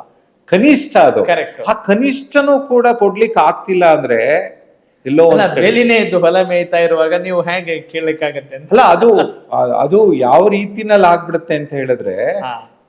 ಏನು ಕನಿಷ್ಠ ನಮಗೆ ಸಿಗಬೇಕಾಗಿತ್ತು ಅದು ಸಿಗದೆ ಇದ್ದಾಗ ನಮಗೆ ಈ ವ್ಯವಸ್ಥೆಯ ಬಗ್ಗೆ ಇದ್ದಂತ ಒಂದು ನಂಬಿಕೆ ಇದೆಯಲ್ಲ, ಅದು ದಿನದಿಂದ ದಿನಕ್ಕೆ ಕ್ಷೀಣಿಸ್ತಾ ಇದೆ. ಕ್ಷೀಣಿಸಿ. ಸರ್, ಈಗ ಆಕ್ಚುಲಿ ಈಗ ಕನ್ನಡ ಬಗ್ಗೆ ಬಹಳಷ್ಟು ತುಂಬಾ ಪುಂಖಾನುಪುಂಖವಾಗಿ ಭಾಷಣ ಮಾಡ್ತಿರ್ತೀವಿ, ಅದರ ಅಸ್ಮಿತೆಯ ಬಗ್ಗೆ, ಅಭಿಮಾನದ ಬಗ್ಗೆ. ಸರ್ಕಾರ ಯಾವ ಕ್ರಮಗಳನ್ನು ಸದ್ಯಕ್ಕೆ ತೆಗೆದುಕೊಳ್ತಾ ಇದೆ, ಏನೆಲ್ಲ ಬದಲಾವಣೆಗಳು ಆಗಬೇಕಾಗಿದೆ, ಈಗ ತದ್ವಿರುದ್ಧ ಅನ್ನಿಸ್ತಾ ಇರುವಂಥದ್ದೇನು ನಿಮ್ಮ ಪ್ರಕಾರ? ಅಂದ್ರೆ ನಿರ್ದಿಷ್ಟವಾಗಿ ಹೇಳ್ತಾ ಹೋಗ್ಬೋದಾ? ಅಲ್ಲ, ಒಂದು ನೋಡಿ, ಕನ್ನಡ ಶಾಲೆಗಳನ್ನ, ವಿಶೇಷವಾಗಿ ಸರ್ಕಾರಿ ಶಾಲೆಗಳನ್ನ ಗಟ್ಟಿ ಮಾಡ್ತಕ್ಕಂಥ ಕೆಲಸಗಳು ಭಾರತದ ಸಂವಿಧಾನದಲ್ಲಿ ಶಿಕ್ಷಣ ಮೂಲಭೂತ ಹಕ್ಕಾದ ನಂತರ ನೀವು ಬಹಳ ಸೂಕ್ಷ್ಮವಾಗಿ ನೋಡ್ಕೊಂತ ಬಂದ್ರೆ ಅದು ಹೆಚ್ಚೆಚ್ಚು ಶಿಥಿಲ ಆಗ್ತಾ ಇದೆ, ಅಂದ್ರೆ ದುರ್ಬಲ ಆಗ್ತಿದೆ. ಯಾರು ಸರ್ಕಾರಿ ಶಾಲೆಗಳನ್ನ ಗಟ್ಟಿ ಮಾಡಬೇಕೋ ಅವರೇ ಸರ್ಕಾರಿ ಶಾಲೆಗಳನ್ನ ದುರ್ಬಲ ಮಾಡ್ತಿದ್ದಾರೆ. ಅಲ್ಲಿ ಕನಿಷ್ಠ ಮೂಲಭೂತ ಸೌಕರ್ಯ ಇಲ್ಲ. ಈಗ ಉದಾಹರಣೆ ಶಿಕ್ಷಕರ ಕೊರತೆ. ಅಲ್ಲ, ಕರ್ನಾಟಕದ ಉದಾಹರಣೆಯನ್ನ ತೆಗೆದುಕೊಳ್ಳೋದಾದ್ರೆ, ಶಿಕ್ಷಣ ಹಕ್ಕು ಕಾಯ್ದೆ ಜಾರಿಯಾಗಿ 15 ವರ್ಷಗಳಾಯ್ತು. ಆ ಶಿಕ್ಷಣ ಹಕ್ಕು ಕಾಯ್ದೆನಲ್ಲಿ ಒಂದು ಶಾಲೆ ಅಂದ್ರೆ ಅವರು ವ್ಯಾಖ್ಯಾನ ಕೊಟ್ಟಿದ್ದಾರೆ. ಆ ಶಾಲೆ ಅಂತ ಕರಿಬೇಕಾದ್ರೆ ಅಲ್ಲಿ ಕನಿಷ್ಠ 9 ಸೌಲಭ್ಯಗಳಿರ್ಬೇಕು. ಶಿಕ್ಷಕ ಇರ್ಬೇಕು, ಕುಡಿಯೋ ನೀರು ಇರ್ಬೇಕು, ಶೌಚಾಲಯ ಇರ್ಬೇಕು, ವಿದ್ಯುತ್ ಶಕ್ತಿ ಇರ್ಬೇಕು, ಆಟದ ಮೈದಾನ ಇರ್ಬೇಕು, ಮತ್ತು ಕನಿಷ್ಠ ಪಾಠೋಪಕರಣ, ಪೀಠೋಪಕರಣಗಳಿರ್ಬೇಕು. ಈ 9 ನೀವು ಲೆಕ್ಕ ಹಾಕಿ 15 ವರ್ಷದಲ್ಲಿ ಎಷ್ಟು ಶಾಲೆಗಳಲ್ಲಿ ಈ ಸೌಲಭ್ಯ ಕೊಟ್ಟಿದ್ದೀವಿ ಅಂದ್ರೆ 100ರಲ್ಲಿ ಕೇವಲ 23 ಶಾಲೆಗಳಲ್ಲಿ ಮಾತ್ರ ಈ ಎಲ್ಲಾ 9 ಸೌಲಭ್ಯ. ಒಂದು ಶಿಕ್ಷಕರು, ಇನ್ನೊಂದು ತರಗತಿ ಕೋಣೆ, ಶೌಚಾಲಯ, ಹೆಣ್ಣು ಮಕ್ಕಳಿಗೆ ಬೇರೆ ಗಂಡು ಮಕ್ಕಳಿಗೆ ಬೇರೆ ಶೌಚಾಲಯ, ಶುದ್ಧ ಕುಡಿಯೋ ನೀರು, ವಿದ್ಯುತ್ ಶಕ್ತಿ, ಮತ್ತೆ ಶಾಲೆಗೆ ಬೇಕಾದಂತ ಒಂದು ಕಾಂಪೌಂಡ್ ವಾಲ್, ಪಾಠೋಪಕರಣ, ಪೀಠೋಪಕರಣ ಮತ್ತು ಕ್ರೀಡಾ ಸಾಮಗ್ರಿಗಳು. ಇಷ್ಟು ಪ್ರತಿ ಶಾಲೆನಲ್ಲಿ ಇರಲೇಬೇಕಾದಂತ ಕನಿಷ್ಠ ಮೂಲಭೂತ ಸೌಕರ್ಯ. ಇದನ್ನ ಎಷ್ಟು ಕೊಟ್ಟಿದೀವಪ್ಪ ಅಂತ ಲೆಕ್ಕ ಹಾಕಿದ್ರೆ 100 ಶಾಲೆಗಳನ್ನ, ಬಹಳ ಸರಳವಾಗಿ ಹೇಳೋದು, 23 ಶಾಲೆಗಳಲ್ಲಿ ಮಾತ್ರ ಈ ಎಲ್ಲಾ 9 ಫೆಸಿಲಿಟೀಸ್ ಇದೆ. ಇನ್ನು 77 ಶಾಲೆಗಳಲ್ಲಿ ಇಲ್ಲ.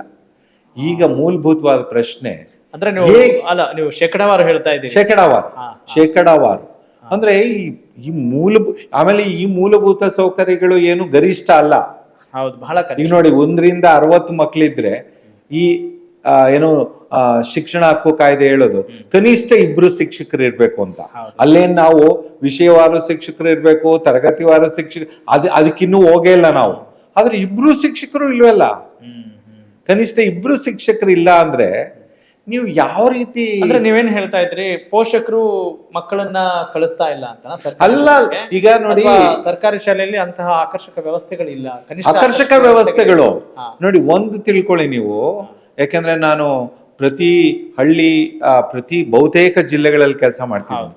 ಎಲ್ಲಿ ಶಾಲಾಭಿವೃದ್ಧಿ ಮತ್ತು ಮೇಲುಸ್ತುವಾರಿ ಸಮಿತಿಯವರು ಶ್ರಮ ಹಾಕಿ, ಈಗ ಉದಾಹರಣೆಗೆ ಅಲ್ಲಿ ಮಕ್ಕಳೇ ಇರ್ಲಿಲ್ಲ, ಅವರು ಶ್ರಮ ಹಾಕಿ ಅಲ್ಲಿ ಸ್ಥಳೀಯವಾಗಿ ಹಣಕಾಸನ್ನ ಸಂಗ್ರಹ ಮಾಡಿ ಸರ್ಕಾರಿ ಶಾಲೆಯಲ್ಲಿ ಪೂರ್ವ ಪ್ರಾಥಮಿಕ ಶಿಕ್ಷಣವನ್ನ ತೆಗೆದ್ರು. ನಿಮ್ಗೆ ಆಶ್ಚರ್ಯ ಆಗತ್ತೆ, 30-40 ಇದ್ದಂತ ಮಕ್ಕಳ ಸಂಖ್ಯೆ 120-150 ಆಯ್ತು. ಒಂದ್ ಸಣ್ಣ ಪ್ರಯತ್ನ ನಾನು ಹೇಳ್ತಿರೋದು. ಅಂದ್ರೆ ನೀವು ಇವತ್ತು ಜನರ ಚಿಂತನೆ ಏನಿದೆ, ಪೂರ್ವ ಪ್ರಾಥಮಿಕಕ್ಕೆ ನನ್ನ ಮಗು ಸೇರ್ಕೊಂಡ್ರೆ ಕನಿಷ್ಠ 10ನೇ ತರಗತಿವರೆಗೆ ಒಂದು ಯಾವುದೇ ರೀತಿಯಲ್ಲಿ ಅಡಚಣೆ ಆಗದಂತ ಒಂದೇ ಬಗೆಯ ಶಿಕ್ಷಣ ಮಗುಗೆ 1ರಿಂದ 10ನೇ ತರಗತಿವರೆಗೆ ಸಿಗ್ಬೇಕು ಅನ್ನೋ ಭಾವನೆ ಇದೆ. ಆದ್ರೆ ನಮ್ಮಲ್ಲಿ ಪೂರ್ವ ಪ್ರಾಥಮಿಕ ಶಿಕ್ಷಣನೇ ಇರ್ಲಿಲ್ಲ. ಈಗ ಕಳೆದ 3-4 ವರ್ಷಗಳಿಂದ ಕೆಲವು ಶಾಲೆಗಳಲ್ಲಿ ಪೂರ್ವ ಪ್ರಾಥಮಿಕ ಇವತ್ತು ಕೂಡ SDMC ನಡೆಸ್ತಕ್ಕಂಥ ಎಷ್ಟೋ ಶಾಲೆಗಳಲ್ಲಿ ಆ ಶಿಕ್ಷಕರಿಗೆ ಅನುದಾನವನ್ನು ಕೂಡ ನಾವು ಕೊಡ್ತಾ ಇಲ್ಲ, ಮೂಲಭೂತ ಸೌಕರ್ಯಗಳನ್ನು ಕೊಡ್ತಾ ಇಲ್ಲ. ಅಂದ್ರೆ ಈ ಪ್ರಪಂಚದ ಬಹಳ ದೊಡ್ಡ ತತ್ವಜ್ಞಾನಿ ನಾಮ್ ಚಾಮ್ಸ್ಕಿ ಅವ್ರು ಏನ್ ಹೇಳ್ತಾರೆ ಅಂದ್ರೆ, ಆಹಾ. ನೀನು ಸರ್ಕಾರದ ಒಂದು ವ್ಯವಸ್ಥೆಯನ್ನ ಹಾ. ನೀನು ಶಿಥಿಲ ಮಾಡ್ಬೇಕು, ದುರ್ಬಲ ಮಾಡ್ಬೇಕು, ಮತ್ತೆ ಕೊನೆಗೆ ಜನ ಅದರಿಂದ ದೂರ ಸರಿಯೋಂಗ್ ಮಾಡ್ಬೇಕಾದ್ರೆ ಏನೂ ಮಾಡ್ಬೇಕಾಗಿಲ್ಲ. ಅವಕ್ಕೆ ಕೊಡ್ತಾ ಇರ್ತಕ್ಕಂಥ ಸೌಲಭ್ಯವನ್ನ ಕ್ರಮೇಣವಾಗಿ ನಿಲ್ಲಿಸ್ತಾ ಬಂದ್ರೆ ಜನರು ತಾವಾಗೆ ಆ ಸಂಸ್ಥೆಗಳಿಂದ ದೂರ, ಅದನ್ನೇ ನಾವು ವ್ಯವಸ್ಥೆ. ಸರ್, ಇದು ಬೇಜವಾಬ್ದಾರಿಯಿಂದ ಆಗ್ತಾ ಇದೆಯಾ ಅಥವಾ ಉದ್ದೇಶಪೂರ್ವಕ ಹಿಂಗ ಆಗ್ತಾ ಇದೆಯಾ? ಸರ್, ಒಂದು ಬೇಜವಾಬ್ದಾರಿ ಅಂತ ಹೇಳಲ್ಲ ನಾನು. ಆಹಾ. ಯಾಕೆಂತ ಹೇಳಿದ್ರೆ ಇವತ್ತು ಏನಾಗಿದೆ, ನಾನೀಗಾಗ್ಲೇ ಹೇಳ್ದಂಗೆ ಯಾರು ಸರ್ಕಾರಿ ಶಾಲೆಗಳನ್ನ ಸಬಲೀಕರಣ ಮಾಡ್ಲಿಕ್ಕೆ ಭದ್ರಾಗಿರ್ಬೇಕೋ ಅವರೇ ಖಾಸಗಿ ಶಾಲೆಗಳನ್ನ ಹೌದು. ನಡೆಸ್ತಾ ಇದ್ದಾರೆ. ಅವ್ರಿಗೆ ಅದರಿಂದ ಕೋಟ್ಯಾಂತರ ರೂಪಾಯಿ ಹಣ ಬರ್ತಿದೆ. ಅದೀಗ ಅವ್ರಿಗೊಂದು ಉದ್ದಿಮೆ, ಶಿಕ್ಷಣ ಒಂದು ಸೇವೆಯಾಗಿ ಉಳ್ಕೊಂಡಿಲ್ಲ. ಇವತ್ತು ಉದ್ಯಮ. ಶಿಕ್ಷಣ ಒಂದು ದೊಡ್ಡ ಉದ್ದಿಮೆ, ಮತ್ತು ಅದು ಸಾಕಷ್ಟು ಲಾಭವನ್ನ ಗಳಿಸ್ತಾ ಇದೆ. ಸೊ ಆ ಲಾಭ ಗಳಿಸ್ತಕ್ಕಂಥ ಒಂದು ಕೆಲಸವನ್ನ ಬಿಟ್ಟು ಯಾಕೆ ಅವನು ಸರ್ಕಾರಿ ಶಾಲೆನ ಸಬಲೀಕರಣ ಮಾಡ್ತಾನೆ? ಅದೊಂದು ನಮಗೆ ಹಿಂದೆ ಕತೆ ಇತ್ತಲ್ಲ, ಚಿನ್ನದ ಮೊಟ್ಟೆ ಇಡುತ್ತೆ ಅಂದ್ರೆ ಯಾರ ಕೋಳಿನ ಕೊಯ್ಯು. ಆ ರೀತಿನಲ್ಲಿ ಇವತ್ತು ಒಂದ್ ರೀತಿ ಅವರ ಹಿತಾಸಕ್ತಿಯನ್ನ ಕಾಪಾಡ್ಕೋತಿದ್ದಾರೆ ಹೊರತು ಜನರ ಹಿತಾಸಕ್ತಿ ಅವರಿಗೆ ಮುಖ್ಯ ಅಲ್ಲ. ಬಹುಶಃ ಅದೇ ಮನಸ್ಥಿತಿ ನಮ್ಮ ಪೋಷಕರಿಗೆ ಅಥವಾ ಮುಂದಿನ ಏನು ಉನ್ನತ ಪ್ರಜೆಗಳಾಗುವಂತ ಮಕ್ಕಳಿಗೆ ಬರ್ತಾ ಇದೆಯಾ? ಬರೀ ದುಡ್ಡೇ ಮಾನದಂಡ. ಹೀಗಾಗಿ ಆ ಮನಸ್ಥಿತಿ ಇರೋದ್ರಿಂದ ನಾವು ಹೆಂಗೆ ಇದ್ರ ಬಗ್ಗೆ ಮಾತನಾಡೋದು ನಿರರ್ಥಕ ಅಂತ. ಸರ್, ಈಗ ನಾವು ಯಾವ ರೀತಿ ಮೌಲ್ಯಗಳನ್ನ ಬೆಳೆಸ್ತೀವೋ ಆ ರೀತಿ ಮೌಲ್ಯಗಳು ಅಂದ್ರೆ, ಈಗ ಮಾದರಿ ಅಂತೀವಲ್ಲ, ಈಗ ಕಾರ್ಲ್ ಮಾರ್ಕ್ಸ್ ಒಂದು ಕಾಲದಲ್ಲಿ ಒಂದು ಮಾತನ್ನ ಹೇಳಿದ್ರು, ಬಂಡವಾಳಶಾಹಿ ವ್ಯವಸ್ಥೆ ಗಟ್ಟಿ ಆಗ್ತಾ ಆಗ್ತಾ ಎಲ್ಲಾ ಸಾಮಾಜಿಕ ಸಂಬಂಧಗಳು ಹಣದ ಸಂಬಂಧಗಳಾಗ್ತವೆ ಅಂತ. ಪ್ರತಿಯೊಂದು ಸಂಬಂಧ, ತಂದೆ ತಾಯಿ, ಗಂಡ ಹೆಂಡತಿ, ಅಪ್ಪ ಮಗು, ಎಲ್ಲ ಸಂಬಂಧಗಳು ಹಣದ ಸಂಬಂಧಗಳು. ಈಗಾಗಿದೆ. ನಾನು ಏನನ್ನೇ ನಾನು ವಿಶ್ಲೇಷಣೆ ಮಾಡ್ಬೇಕಾದ್ರು ಕೊನೆಗೆ ಅದರಿಂದ ನನಗೇನ್ ಲಾಭ, ಅದರಿಂದ ನನಗೆ ಆರ್ಥಿಕವಾಗಿಲ್ಲ ಎಷ್ಟು ದುಡ್ಡು ಸಿಗುತ್ತೆ ಅಥವಾ ಏನ್ ಸಿಗುತ್ತೆ ಅಂದ್ರೆ, ಸಮಾಜದ ಎಲ್ಲ ಸಂಬಂಧಗಳನ್ನ ನಾವೀಗ ಹಣದ ಸಂಬಂಧಗಳನ್ನಾಗಿ ಮಾಡ್ಬಿಟ್ಟಿದ್ದೇವೆ. ಎಲ್ಲಾ ಸಂಬಂಧಗಳನ್ನ. ಹಾಗಾದ್ರೆ ಈಗ ಸರ್ಕಾರ ನಡೆಸೋದು ಈ ಪ್ರಜಾಪ್ರಭುತ್ವ ಎಲ್ಲ ನಾಟಕ ಅಂತನಾ? ಅಲ್ಲ ಸರ್, ಈಗ ನಿಮ್ಗೆ ಬಹಳ ಸ್ಪಷ್ಟವಾಗಿ ಕಾಣಿಸ್ತಾ ಇದೆಯಲ್ಲ, ಪ್ರಜಾಪ್ರಭುತ್ವ ಏನಾಗ್ತಾ ಇದೆ. ಪ್ರಜಾಪ್ರಭುತ್ವ ಅಂತ ಏನೋ ಒಂದು ವ್ಯಾಖ್ಯಾನ ಕೊಟ್ಟಿದ್ವಲ್ಲ ನಾವು, ಪ್ರಜೆಯಿಂದ ಪ್ರಜೆಗಾಗಿ ಪ್ರಜೆ, ಅದಿದೆಯಾ ನಿಜವಾಗ್ಲೂ? ಅದಕ್ಕೇನಾದ್ರೂ ಅರ್ಥ ಇದೆಯಾ? ಅದಕ್ಕೆ ಅರ್ಥ ಇದೆಯಾ ಇವತ್ತು? ಅದಕ್ಕೆ ನಾನು ಹೇಳಿದ್ದು, ಬಹಳ ಮುಖ್ಯವಾಗಿ ಈ ಬಗೆಯ ಹೊಸ ರಾಜಕೀಯ ಆಲೋಚನೆ ನಾವು ಪ್ರಾರಂಭ ಮಾಡದೇ ಇದ್ರೆ ಖಂಡಿತ ಈ ಸಮಾಜವನ್ನ ಒಂದು ಸಮಾಜವನ್ನಾಗಿ ಉಳಿಸ್ಕೊಳ್ಳಿಕ್ಕೆ ಸಾಧ್ಯ ಇಲ್ಲ. ಅದಕ್ಕೇನೆ ಸಂವಿಧಾನ ಪ್ರಾರಂಭ ಆಗಿ ಇನ್ನೇನ್ ಜಾರಿ ಬರುವಾಗ ಅಂಬೇಡ್ಕರ್ ಅವರು ಒಂದು ಮಾತು ಹೇಳಿದ್ರು, ಇವತ್ತಿಂದ ಸಂವಿಧಾನ ಜಾರಿ ಬರ್ತಾ ಇದೆ, ಇನ್ನು ಮುಂದೆ ಆಗ್ತಕ್ಕಂಥ ಅನಾಹುತಗಳಿಗೆ ಹಿಂದೆ ಬ್ರಿಟಿಷ್ನವರಿದ್ದಾಗ ನಾವೆಲ್ಲದಕ್ಕೂ ಬ್ರಿಟಿಷ್ನವ್ರನ್ನ ದೂಷಣೆ ಮಾಡ್ತಿದ್ವಿ, ನೀವೇ ಕಾರಣ ಅಂತ ಹೇಳ್ತಿದ್ವಿ. ಇನ್ ಮುಂದೆ ನಾವು ಆ ರೀತಿ ಮಾಡೋಂಗಿಲ್ಲ. ಇನ್ನೇನಾರ ಮುಂದೆ ಸಮಸ್ಯೆಗಳಾದ್ರೆ ನೀವೇ ಕಾರಣ ಅಂದ್ರೆ, ಈಗ ಯಾರನ್ನ ನಾವು ಕಾರಣ ಮಾಡ್ಬೇಕು? ಯಾರು ಇಷ್ಟು ವರ್ಷಗಳು ಯಾವುದೇ ಪಕ್ಷ ಇರ್ಲಿ ಅಧಿಕಾರ ನಡೆಸ್ತಿದಾರೋ ಅವರೇ ಕಾರಣ. ಇವತ್ತೊಂದು ಶಿಕ್ಷಣ ವ್ಯವಸ್ಥೆ ಕಟ್ಕೊಳಕ್ಕಾಗಿಲ್ಲ, ಆರೋಗ್ಯ ವ್ಯವಸ್ಥೆ ಅಂತೂ ಇನ್ನೂ ಹಾಳಾಗೋಗಿದೆ. ನೀವು ಒಂದು ಆಸ್ಪತ್ರೆಗೆ ಹೋದ್ರೆ ಬಹುಶಃ ಎಷ್ಟು, ಈಗ ಅಕಸ್ಮಾತ್ ಏನಾದ್ರೂ ಅದು ಚಿಕಿತ್ಸೆ ಫಲಕಾರಿ ಆಗ್ಲಿಲ್ಲ, ಸತ್ರು ಅವರು ಅಂದ್ರೆ ಆ ಎಣ ತರ್ಲಿಕ್ಕೂ ಕೂಡ ಸಾಧ್ಯ ಆಗ್ತಾ ಇಲ್ಲ. ಅಂದ್ರೆ ಎಷ್ಟು ಅಮಾನವೀಯ ಸಮಾಜದಲ್ಲಿ ನಾವು ಬದುಕ್ತಾ ಇದ್ದೇವೆ. ಹೇಗೆ ಇದನ್ನ ಒಂದು ಸಮಾಜ ಅಂತ ಕರೀತೀರಿ? ಏನಿದು ಪ್ರಜಾಪ್ರಭುತ್ವ? ಏನಿದು ಯಾವ ಸಂವಿಧಾನ ತಾರತಮ್ಯ ರಹಿತ ಸಮಾನತೆಯ ಸಾಮಾಜಿಕ ನ್ಯಾಯದ ಬಗ್ಗೆ ಮಾತನಾಡುತ್ತೋ ಅಂಥ ಸಮಾಜದಲ್ಲಿ ಅಂದ್ರೆ ಸಬ್ಕಾ ಸಾಥ್ ಸಬ್ಕಾ ವಿಕಾಸ್ ಅನ್ನೋದು ಬರೀ ಭಾಷಣಕ್ಕೆ ಮಾತ್ರ ಸೀಮಿತವಾ? ಎಲ್ಲೂ ಕಾಣಿಸ್ತಾ ಇಲ್ವಲ್ಲ ಸರ್, ಎಲ್ಲೂ ಕಾಣಿಸ್ತಾ ಇಲ್ವಲ್ಲ. ಈಗ ನೋಡಿ, ಕಳೆದ 8-10 ವರ್ಷಗಳಲ್ಲಿ ಸುಮಾರು ನಾವು ಎಷ್ಟು 1 ಲಕ್ಷ ಚಿಲ್ಲರೆ ಶಾಲೆಗಳನ್ನ ಮುಚ್ಚಿದ್ದೇವೆ. ಅದೊಂಥರ ವಿಪರ್ಯಾಸ ಅಲ್ವಾ? ಒಂದ್ ಕಡೆ ಶಿಕ್ಷಣ ಮೂಲಭೂತ ಹಕ್ಕು ಅಂತ ಹೇಳ್ತೇವೆ, ಇನ್ನೊಂದ್ ಕಡೆ ಶಾಲೆ ಮುಚ್ಚಿಸ್ತೇವೆ. ಮೂಲಭೂತ ಹಕ್ಕಿನ ಕಲ್ಪನೆನೇ ಮೂಲಭೂತ ಹಕ್ಕಿನ ಕಲ್ಪನೆನೇ ಸಂವಿಧಾನಬದ್ಧ ಮೂಲಭೂತ ಹಕ್ಕು ಅಂದ್ರೆ ಎಲ್ಲರಿಗೂ ಸಿಗ್ಬೇಕು. ಎಷ್ಟು ಜನ ಮಕ್ಳು ಇವತ್ತು ಕೂಡ ಶಾಲೆಯಿಂದ ಹೊರಗಡೆ ಇದ್ದಾರೆ? ಎಷ್ಟು ಜನ ಮಕ್ಕಳು ಬಾಲ ಕಾರ್ಮಿಕರಾಗಿ ನಮ್ಮ ಕರ್ನಾಟಕದಲ್ಲೇ ಬಾಲ್ಯ ವಿವಾಹ ಸಂಖ್ಯೆಯನ್ನ ನೀವು ಗಮನಿಸಿದ್ರೆ ಎಷ್ಟು ಮಕ್ಕಳು ಯಾವ ಮಗುವಿನಂತೆ ಆಟ ಆಡ್ಬೇಕೋ ಅವಳಿಗೆ ಒಂದು ಮಗು ಆಗೋ ಒಂದು ಪರಿಸ್ಥಿತಿ ಬಂದಿದೆ ಅಂದ್ರೆ ಅದು ನಿಜವಾಗ್ಲೂ ಬಹಳ ಗಂಭೀರವಾದಂತ ಇದು, ಬಹಳ ಗಂಭೀರವಾದಂತ. ಅಂದ್ರೆ ಇದು ಗಂಭೀರತೆ ಅನಿಸ್ಕೊಳ್ತಾ ಇಲ್ಲ ಅನ್ನೋದು ಮತ್ತೊಂದು ವಿಪರ್ಯಾಸ. ಅದು ಗಂಭೀರತೆ ಅನಿಸ್ಕೊಳ್ತಾ ಇಲ್ಲ. ಯಾಕೆ ಅಂತ ಹೇಳಿದ್ರೆ ನಾವು ಆ ಬಗೆನಲ್ಲಿ ಆಲೋಚನೆ ಮಾಡ್ತಿಲ್ಲ. ಉದಾಹರಣೆಗೆ ನೀವು ಒಂದು ಏನೋ ಯಾವ್ದೋ ಒಂದು ಹೋಟೆಲ್ಗೆ ಏನೋ ತಿಂಡಿ ತಿನ್ಲಿಕ್ಕೆ ಹೋದಾಗ ಅಲ್ಲೇ ಬಾಲಕಾರ್ಮಿಕರಾಗಿ ದುಡಿತಿರ್ತಾರೆ, ನಾವ್ ಯಾರು ಅದ್ರ ಬಗ್ಗೆ ಚಕರ ಕೂಡ ಎತ್ತಲ್ಲ. ಅಂದ್ರೆ ಸಮಾಜದಲ್ಲಿ ಆಗ್ತಕ್ಕಂತ ಅನ್ಯಾಯದ ಬಗ್ಗೆ ಪ್ರತಿಭಟಿಸ್ತಕ್ಕಂತ ಮೂಲ ಗುಣವನ್ನೇ ನಾವು ಕಳ್ಕೊಂಡ್ಬಿಟ್ಟಿದ್ದೇವೆ. ಸ್ವಾರ್ಥ ಆ ಮಟ್ಟಕ್ಕೆ ಬೆಳೆದಿದೆ. ಸರ್, ನೀವು ಆರಂಭದಲ್ಲಿ ಒಂದು ಮಾತು ಹೇಳಿದ್ರಿ, ಪ್ರಜೆಗಳು ಕೂಡ ಯೋಚನೆ ಮಾಡ್ಬೇಕಾಗಿದೆ. ಹೌದು, ಕೇಳುವಾಗ ಅಂತ. ಹೌದು. ಆದ್ರೆ ಯಾವಾಗ ಹಸಿವೆಗಿಂತ ದೊಡ್ಡದು ಯಾವುದು ಅಲ್ಲ, ಅಕ್ಷರ ಆಮೇಲೆ ಬರುತ್ತೆ, ಫಸ್ಟ್ ತಿನ್ನೋಕೆನಾದ್ರೂ ಸಿಕ್ಕರೆ ಸಾಕಪ್ಪ ಅಂತಿರುವಾಗ ಅಂತಹ ಪರಿಸ್ಥಿತಿಯಲ್ಲಿ ಇರೋರು ಯೋಚನೆ ಮಾಡೋದು ಒಳಿತು, ಅಥವಾ ತುಂಬಾ ಆರ್ಥಿಕವಾಗಿ ಸಬಲವಾಗಿರೋರು, ಅಧಿಕಾರದಲ್ಲಿರೋರು, ದಬ್ಬಾಳಿಕೆ ಮಾಡೋರು ಯೋಚನೆ ಮಾಡೋದು? ಸರ್, ಆರ್ಥಿಕವಾಗಿ ಸಬಲರಾಗಿರೋರು ಯೋಚನೆ ಮಾಡ್ತಾರೆ ಅಂತ ನನ್ಗೆ ಅನ್ಸಲ್ಲ.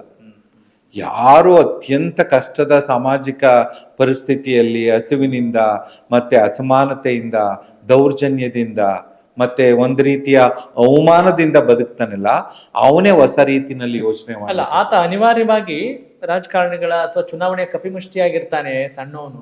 ಅದು ಹೆಚ್ಚು ದಿನ ನಡೆಯಲ್ಲ ಸರ್. ಇವ್ರು ಏನಾದ್ರು ಈ ಜನ ಹೀಗೆ ಇರ್ತಾರೆ, ನಾನು ಎಷ್ಟು ದಿನ ಬೇಕಾದ್ರೂ ಇದನ್ನ ಅನುಭವಿಸ್ಬೋದು ಅಂತ ಅವ್ರೇನಾನ ಅಂದ್ಕೊಂಡಿದ್ರೆ, ಸಮಾಜದಲ್ಲಿ ಒಂದು ಯಾವಾಗಲೂ ಕೂಡ ಮುಖ್ಯವಾದದ್ದು ಅಂದ್ರೆ ಬದಲಾವಣೆ ಮಾತ್ರ ಸಮಾಜ.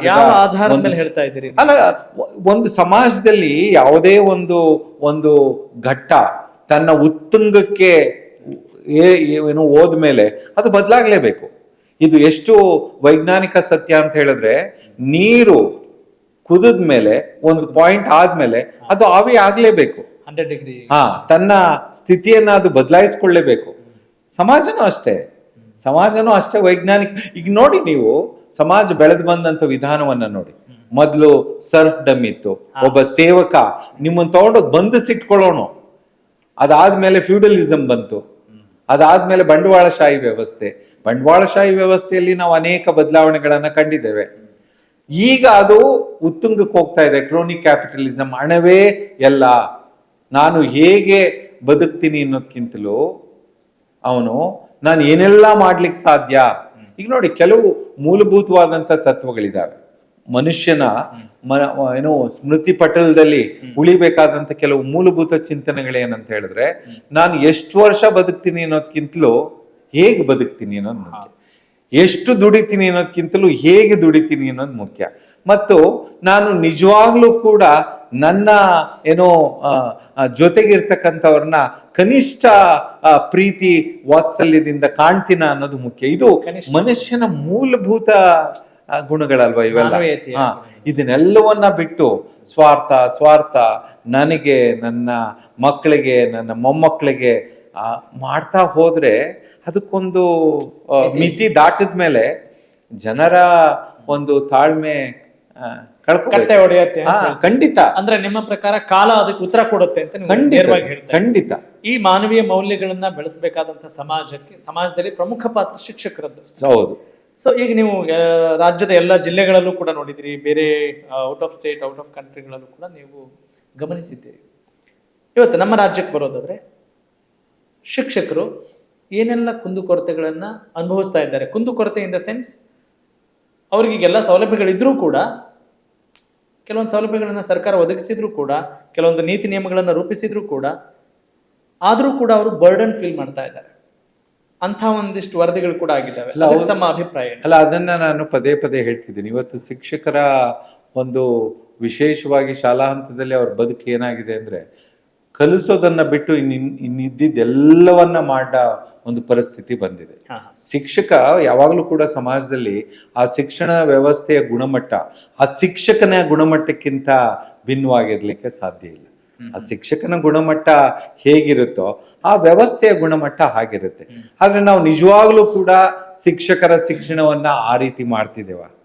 ನಿಮ್ಗೆ ಕರ್ನಾಟಕದಲ್ಲಿ ಅತಿ ಹೆಚ್ಚು ಶಿಕ್ಷಕರ ಶಿಕ್ಷಣ ಸಂಸ್ಥೆಗಳಿದ್ದು ಅಂದ್ರೆ ಈ D.Ed B.Ed ಅಂತಿದಾವಲ್ಲ, ಅಲ್ಲಿ ಎಷ್ಟೋ ಒಂದು ಸಂದರ್ಭದಲ್ಲಿ ನೀವು ಹೋಗಲ್ಲ, ಅಡ್ಮಿಷನ್ ಮಾಡಿಸಿ ಊರಿಗೆ ಹೋಗ್ಬಿಟ್ರೆ ಮತ್ತೆ ನೀವು ಬರ್ತಿದ್ದೆ ಪರೀಕ್ಷೆ ಬರೀಲಿಕ್ಕೆ. ನಮ್ಮ 2013ರಲ್ಲಿ ಸರ್ವೋಚ್ಚ ನ್ಯಾಯಾಲಯ ಇದನ್ನ ಗುರುತಿಸಿ ಅವತ್ತಿನ ಏನು ಜಸ್ಟಿಸ್ ವರ್ಮಾ ಕಮಿಟಿ ಅಂತ ಅವರು ಏನೋ ನೇಮಕ ಮಾಡಿ ಅವರು ಬಹಳ ಸಮಗ್ರವಾಗಿ ಅಧ್ಯಯನ ಮಾಡಿದ್ರು. ಅವ್ರು ಹೇಳಿದ್ ಒಂದೇ ಮಾತು, ಎಲ್ಲಿವರೆಗೆ ನಮ್ಮ ದೇಶದಲ್ಲಿ ಶಿಕ್ಷಕರ ಶಿಕ್ಷಣ ವ್ಯವಸ್ಥೆ ಸುಧಾರಿಸಲ್ಲ, ಶಿಕ್ಷಕರ ಶಿಕ್ಷಣ ವ್ಯವಸ್ಥೆ, ಯಾಕಂದ್ರೆ ಶಿಕ್ಷಕರು ಆಗ್ಲಿಕ್ಕೆ ಅವರು ಶಿಕ್ಷಣ ಪಡ್ಕೊಳ್ಳೋದೇ ಅಲ್ಲಿ. ಆ ಶಿಕ್ಷಣದ ಏನೋ ಮೌಲ್ಯಗಳನ್ನ, ಒಬ್ಬ ಶಿಕ್ಷಕ ಯಾವ ರೀತಿ ಇರಬೇಕು ಅಂತಕ್ಕಂಥದ್ದನ್ನ ರೂಢಿಸ್ಕೊಳ್ಳೋದು, ಅದು ಒಂದು ಭಾಗ. ಶಿಕ್ಷಕರ ಶಿಕ್ಷಣ ಏನಿದೆ ಅದು ಸಂಪೂರ್ಣವಾಗಿ ಇವತ್ತು ಬೇರೆ ದಿಕ್ಕಲ್ಲಿ ಮಾರಾಟವಾಗಿ ಹೋಯ್ತು. ಬಹುತೇಕ ಬಿ ಎಡ್ ಸಂಸ್ಥೆಗಳೆಲ್ಲವೂ ಕೂಡ ಖಾಸಗಿ ಸಂಸ್ಥೆಗಳು. ಇನ್ನೊಂದು ಕಡೆ ಶಿಕ್ಷಕ ತಾನು ಒಬ್ಬ ಮಾದರಿಯಾಗಿರ್ಬೇಕಲ್ಲ, ಆದರ್ಶಪ್ರಾಯವಾಗಿರ್ಬೇಕಲ್ಲ. ನಾನು ಶಿಕ್ಷಕರ ಬಗ್ಗೆ ಗೌರವ ಇಟ್ಕೊಂಡೆ ಒಂದು ಮಾತು ಹೇಳ್ತಿದ್ದೀನಿ. ಇವತ್ತು ಸರ್ಕಾರಿ ಶಾಲೆಯ ಶಿಕ್ಷಕರು ಅವರ ಮಕ್ಕಳನ್ನ ಸರ್ಕಾರಿ ಶಾಲೆ ಕಳ್ಸಕ್ ಆಗ್ತಾ ಇಲ್ಲ ಅಂದ್ರೆ ಅಲ್ಲಿ ಮೂಲಭೂತವಾದ ಪ್ರಶ್ನೆ ಏನ್ ಬರುತ್ತೆ, ನೀನ್ ಕಲಿಸ್ತಕ್ಕಂತ ಶಾಲೆ ಬಗ್ಗೆ ನಿನಗೆ ಗೌರವ ಇಲ್ಲದೆ ಇದ್ರೆ ಬೇರೆಯವರು ಹೇಗೆ ಅದ್ರ ಬಗ್ಗೆ ಭರವಸೆ ಅಥವಾ ಗೌರವನ ಇಟ್ಕೊಳ್ಳಿಕ್ಕೆ ಸಾಧ್ಯ? ಒಬ್ಬ ಏನೋ ಕಾಯಂ ಶಿಕ್ಷಕ 50,000 ಸಂಬಳ ತಗೊಂಡ್ರೆ ಅತಿಥಿ ಶಿಕ್ಷಕರಿಗೆ ನಾವು ಕೊಡ್ತಕ್ಕಂಥದ್ದು 12,000 ಸಂಬಳ. ಏನನ್ನ ನಿರೀಕ್ಷೆ ಮಾಡಿ? ಯಾರು ಸರ್ಕಾರಿ ಶಾಲೆಗಳನ್ನು ಗಟ್ಟಿ ಮಾಡಿದ್ರು ಅವರೇ ಸರ್ಕಾರಿ ಶಾಲೆಗಳನ್ನು ಬಿಡಲ್ಲ. ಅಂದ್ರೆ ಸಬ್ಕಾ ಸಾಥ್ ಸಬ್ಕಾ ವಿಕಾಸ್ ಅನ್ನೋದು ಬರೀ ಭಾಷಣಕ್ಕೆ ಮಾತ್ರ ಸೀಮಿತವಾ? ಎಲ್ಲೂ ಕಾಣಿಸ್ತಾ ಇಲ್ವಲ್ಲ ಸರ್? ಸಂವಿಧಾನಬದ್ಧ ಮೂಲಭೂತ ಹಕ್ಕು ಎಲ್ಲರಿಗೂ ಸಿಗಬೇಕು. ಎಷ್ಟು ಜನ ಮಕ್ಕಳು ಇವತ್ತು ಕೂಡ ಶಾಲೆಯಿಂದ ಹೊರಗಡೆ ಇದ್ದಾರೆ? ಸರ್ಕಾರಿ ಶಾಲೆ ಅಂದ್ರೆ ಕನ್ನಡ ಶಾಲೆ ಮಾತ್ರ ಒಂದು ಕೀಳು ಮಟ್ಟದ ಭಾವನೆ ನೋಡ್ತಾ ಇರೋದು ಬಹಳ ದುರದೃಷ್ಟಕರ. ನಿಮ್ಗೆ ಇಂಗ್ಲಿಷು ಆಂಗ್ಲ ಮಾಧ್ಯಮ ಶಾಲೆಯನ್ನ ತೆರೆಯೋದ್ರಿಂದ ಬರಲ್ಲ.